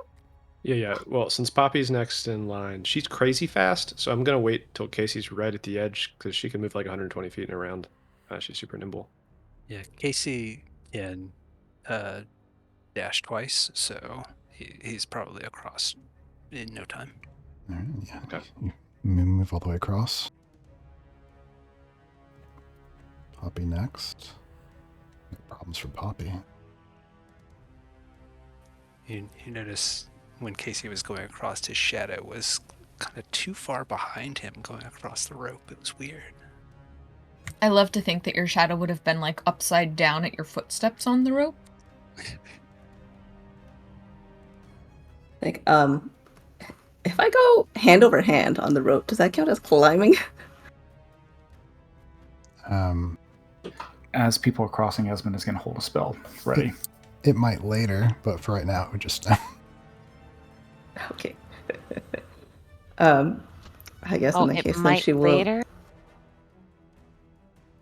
She will move, dash, and then action dash. So that's like 90 feet, so 45 feet. Okay. Yeah, in fact, you can get, honestly, all the way across because we're not in combat. Yeah, no problems for you. Salinger, everyone's gone. All right. You can hear the noises and the tunnel's getting closer. If there's still time. Yeah, dash action doesn't take a bonus action, right? Dash action can be an action or a bonus action if you are a rogue. Okay. You have it. So it's normally just an action plus yeah, your normally right, action. okay. Cool. So if I burn my action and my move, I can dash and then use my bonus to Misty Step the last bit and do this in 6 seconds flat. Assuming something terrible doesn't happen in those 6 seconds. Make it across. What's your Misty Step look like? That same kind of like gaseous mist surrounds him. He dissolves into it, almost looking like it collapses into a blink and a bubble. Then it reappears and mists back out. And he manifests right next to Poppy. All right. You've all reached the other side. If everyone makes it over, Esmond turns to Typhon and instructs him to tear the rope off at its end, and he's going to launch a firebolt at the other side of the bridge and make sure that basically keep the destroy the rope, the knot on the other end to prevent them from being able to pull it back up and make another bridge. All right, yeah. The rope on your end tears as the gears and the fans Typhon whir as your firebolt hits the other side. It bursts into flames, and the rope, burning on one end, spirals down into the dark, and you just maybe for a moment from the flames catch the crashing waves and the rocks below. And then Esmond is going to turn Typhon on his right on him, and basically, without looking at anybody, just say, Let's move. We need to get back to the village now. He could have rolled that rope up and reused it, but Casey kind of looks down into the darkness. Shalati, as she reaches the other side, grabs Peach by the shoulders, gives her a big hug, and then steps back and says, "I think you know what I'm going to say, right?" I know. I'm so sorry. I will never not listen to you again, Shalati. Sorry, you teleported. Did you see that? That was freaking awesome. Should have been attached to the rope, though. And as you pull the knife, see, where is Doc? If she'd seen that, she would know. Esmond's already like 10 feet down the tunnel. He just yells back, "Let's go!" As you guys begin to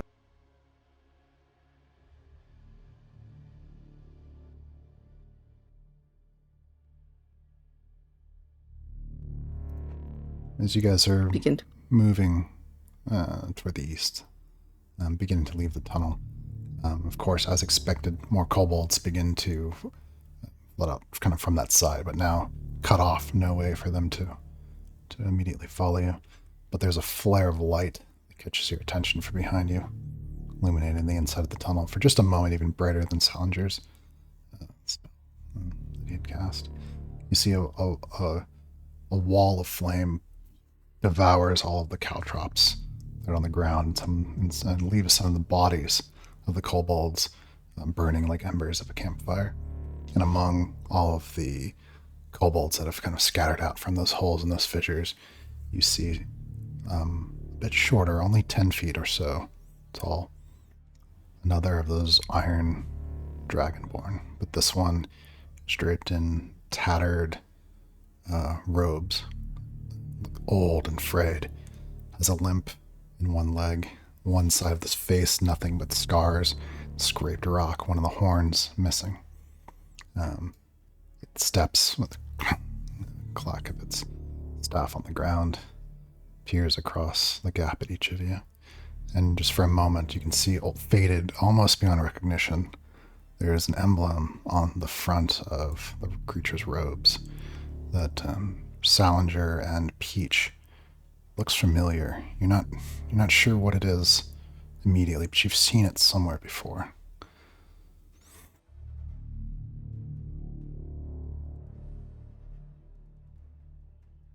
And Salinger and Peach notice? Yeah, Salinger and Peach, you've seen this symbol somewhere before. And this creature, just one-eyed, stares across the gap at all of you. I want to make a religion roll. I want to know too. I want to make. Can Peach make? Can I do a history check or? Not right now. You know enough that you could look in maybe Miranda's journal and find it later. Yeah, Peach will make note to look it up later then.